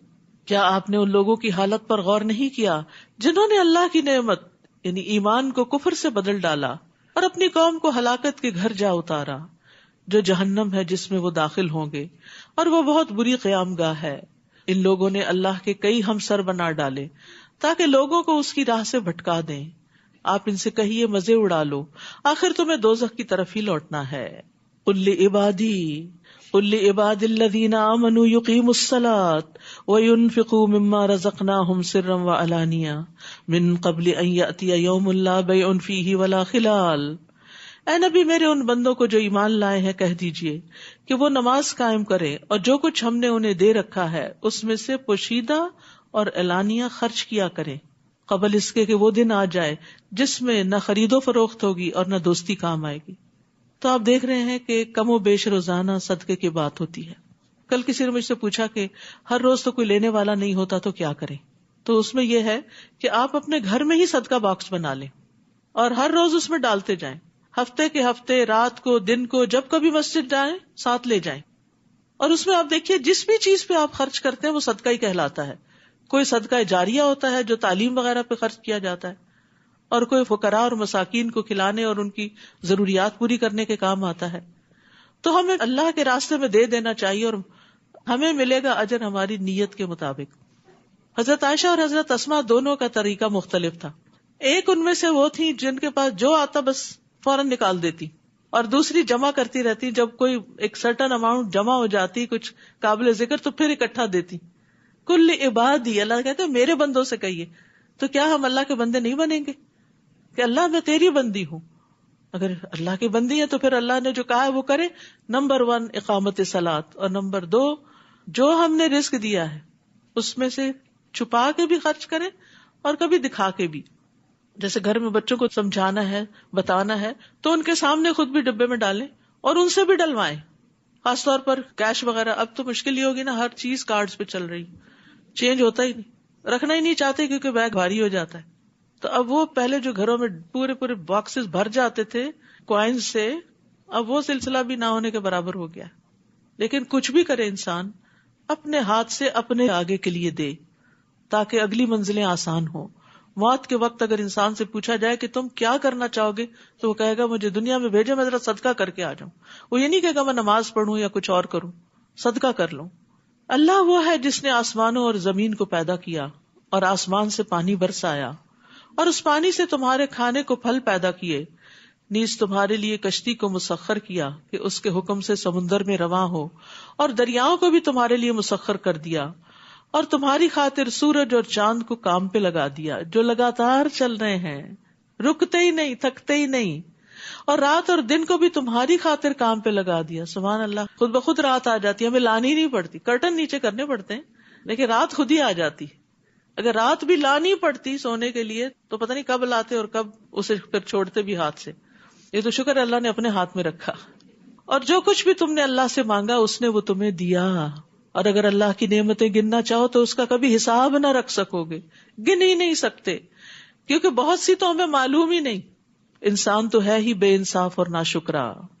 اور یاد کرو جب ابراہیم نے دعا کی تھی، اے میرے رب اس شہر مکہ کو پرامن بنا دے اور مجھے بھی اور میری اولاد کو بھی اس بات سے بچائے رکھنا کہ ہم بتوں کی پوجا کریں. توحید پر اس شہر کی بنیاد رکھی جا رہی ہے اور ڈر ہے شرک کا. ہمیں کبھی شرک سے ڈر ہی نہیں لگا اور بچوں کے لیے بھی نہیں لگتا. اے میرے رب ان معبودوں نے تو بہت سے لوگوں کو گمراہ کر دیا. وہ پچھلا ان کو یاد تھا نا جو ان کے والد اور ان کی پوری قوم کر رہی تھی. لہٰذا جس نے میری پیروی کی وہ یقیناً میرا ہے. باپ سے رشتہ ختم ہو چکا ہے، وہ نسبی رشتہ تھا. اب میرا کون ہے جو میرے دین پر ہوگا؟ اور جس نے میری نافرمانی کی سو تو معاف کرنے والا، رحم کرنے والا ہے. انبیاء کا اخلاق کیا ہے کہ وہ نافرمانوں کے لیے بھی دعا کرتے ہیں. جیسے حضرت ابو ہریرہ نے کہا کہ اے اللہ کے رسول، دوس نے نافرمانی کی ہے تو پھر آپ نے ان کے لیے دعا کی تھی، اللہم اہد دوسا وأت بہم ربنا انی اسکنت من ذریتی بواد غیر ذی زرع عند بیتک المحرم. اے میرے رب میں نے اپنی اولاد کے ایک حصے کو تیرے قابل احترام گھر کے پاس ایسے میدان میں لا بسایا جہاں کوئی کھیتی نہیں. ہم اپنے بچوں کو کہاں سیٹل کرنا چاہتے ہیں؟ جہاں وہ ہم سے بھی بہتر زندگی بسر کر سکے. اور ابراہیم علیہ السلام نے اللہ کی خاطر بچوں کو کہاں لا بٹایا؟ جہاں دنیا نہیں تھی، تاکہ وہ نماز قائم کریں. اے رب بعض لوگوں کے دلوں کو ان کی طرف مائل کر دے اور انہیں کھانے کو پھل مہیا کر دے. توقع ہے کہ یہ شکر گزار رہیں گے. محبتوں کی دعا بھی کی کہ لوگوں کے دل ان کی طرف مائل کر دے، اور کھانے کے لیے بھی بہترین چیز مانگی. تو ربنا آتنا فی الدنیا حسنہ، بے شک آپ دین کے لیے قربانیاں کریں لیکن حسنہ مانگتے رہیں. یہ نہیں کہا اپنے آپ کو مشقتوں میں ہی رکھنا پسند کریں، لیکن اللہ کی خاطر اگر قربانی کرنی پڑے، کبھی نعمتیں اور آرام چھوڑنے پڑے تو خوشی سے چھوڑ بھی دیں. اے رب جو کچھ ہم چھپاتے ہیں یا ظاہر کرتے ہیں تو سب کچھ جانتا ہے. زمین و آسمان میں کوئی چیز ایسی نہیں جو اللہ سے چھپی ہوئی ہو. اس اللہ کا شکر ہے جس نے مجھے بڑھاپے میں اسماعیل اور اسحاق عطا کیے. بلا شبہ میرا رب دعا سنتا ہے. رب اجعلنی مقیم الصلاۃ ومن ذریتی ربنا وتقبل دعاء ربنا اغفر لی ولوالدی وللمؤمنین یوم یقوم الحساب. اے رب مجھے بھی اور میری اولاد کو بھی نماز قائم رکھنے والا بنا. اے رب میری یہ دعا قبول فرما. اے رب مجھے اور میرے والدین اور سارے مومنوں کو اس دن معاف کر دینا جب حساب لیا جائے گا. مومنوں، یہ کبھی خیال نہ کرنا کہ ظالم جو کچھ کر رہے ہیں اللہ ان سے بے خبر ہے. وہ تو انہیں اس دن کے لیے مہلت دے رہا ہے جس دن نگاہیں پھٹی کی پھٹی رہ جائیں گی. وہ یوں اپنے سر اٹھائے اور سامنے نظریں جمائے دوڑے جا رہے ہوں گے کہ ان کی نگاہیں ان کی اپنی طرف بھی نہ مڑ سکیں گی اور دل گھبراہٹ کی وجہ سے اڑے جا رہے ہوں گے. یعنی جہنم کی ہولناکی آنکھ نہ جھپکنے دے گی. شدید گھبراہٹ کی کیفیت ہوگی اور ان کے دل سمجھ سے بالا ہوں گے، شعور سے خالی ہوں گے.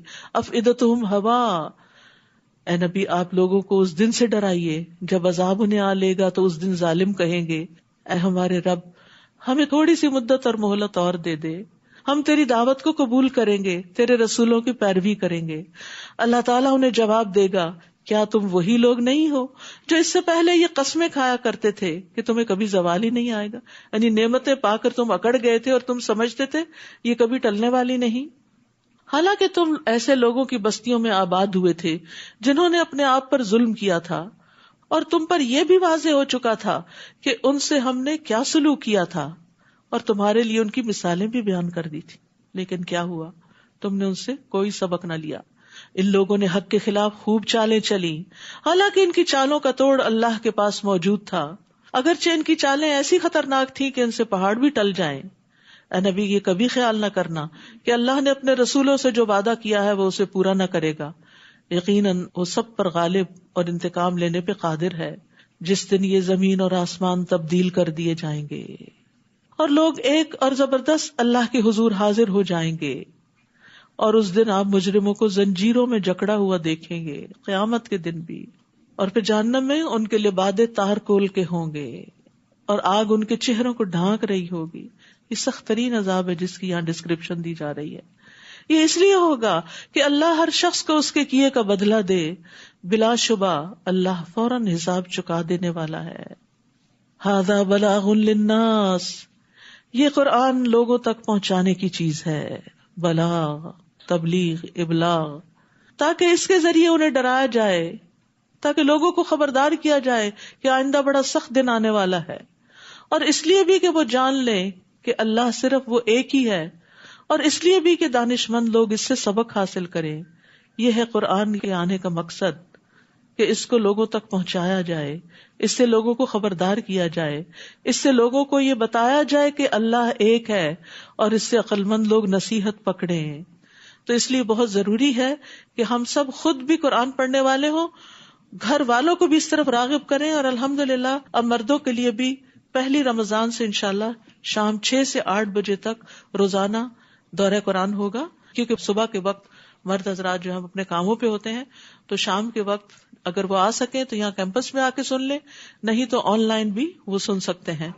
اور آن لائن میں آپ alhudaus.com پہ جائیں اور وہاں پر رمضان پروگرام کے جو آپشنز ہوں گی ان کو کلک کر کے فار مین جو ہے اس کو آپ وہ کر سکتے ہیں.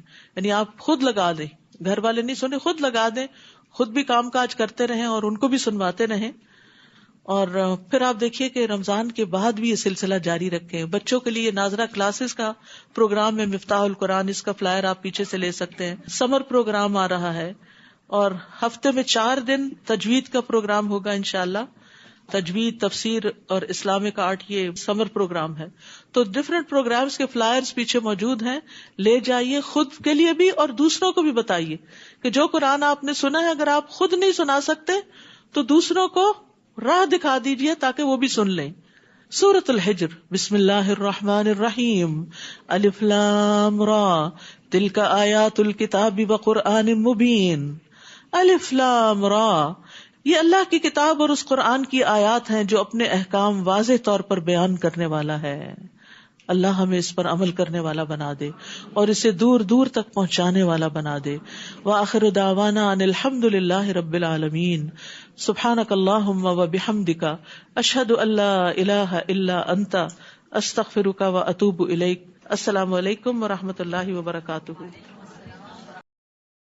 السلام علیکم ورحمۃ اللہ وبرکاتہ.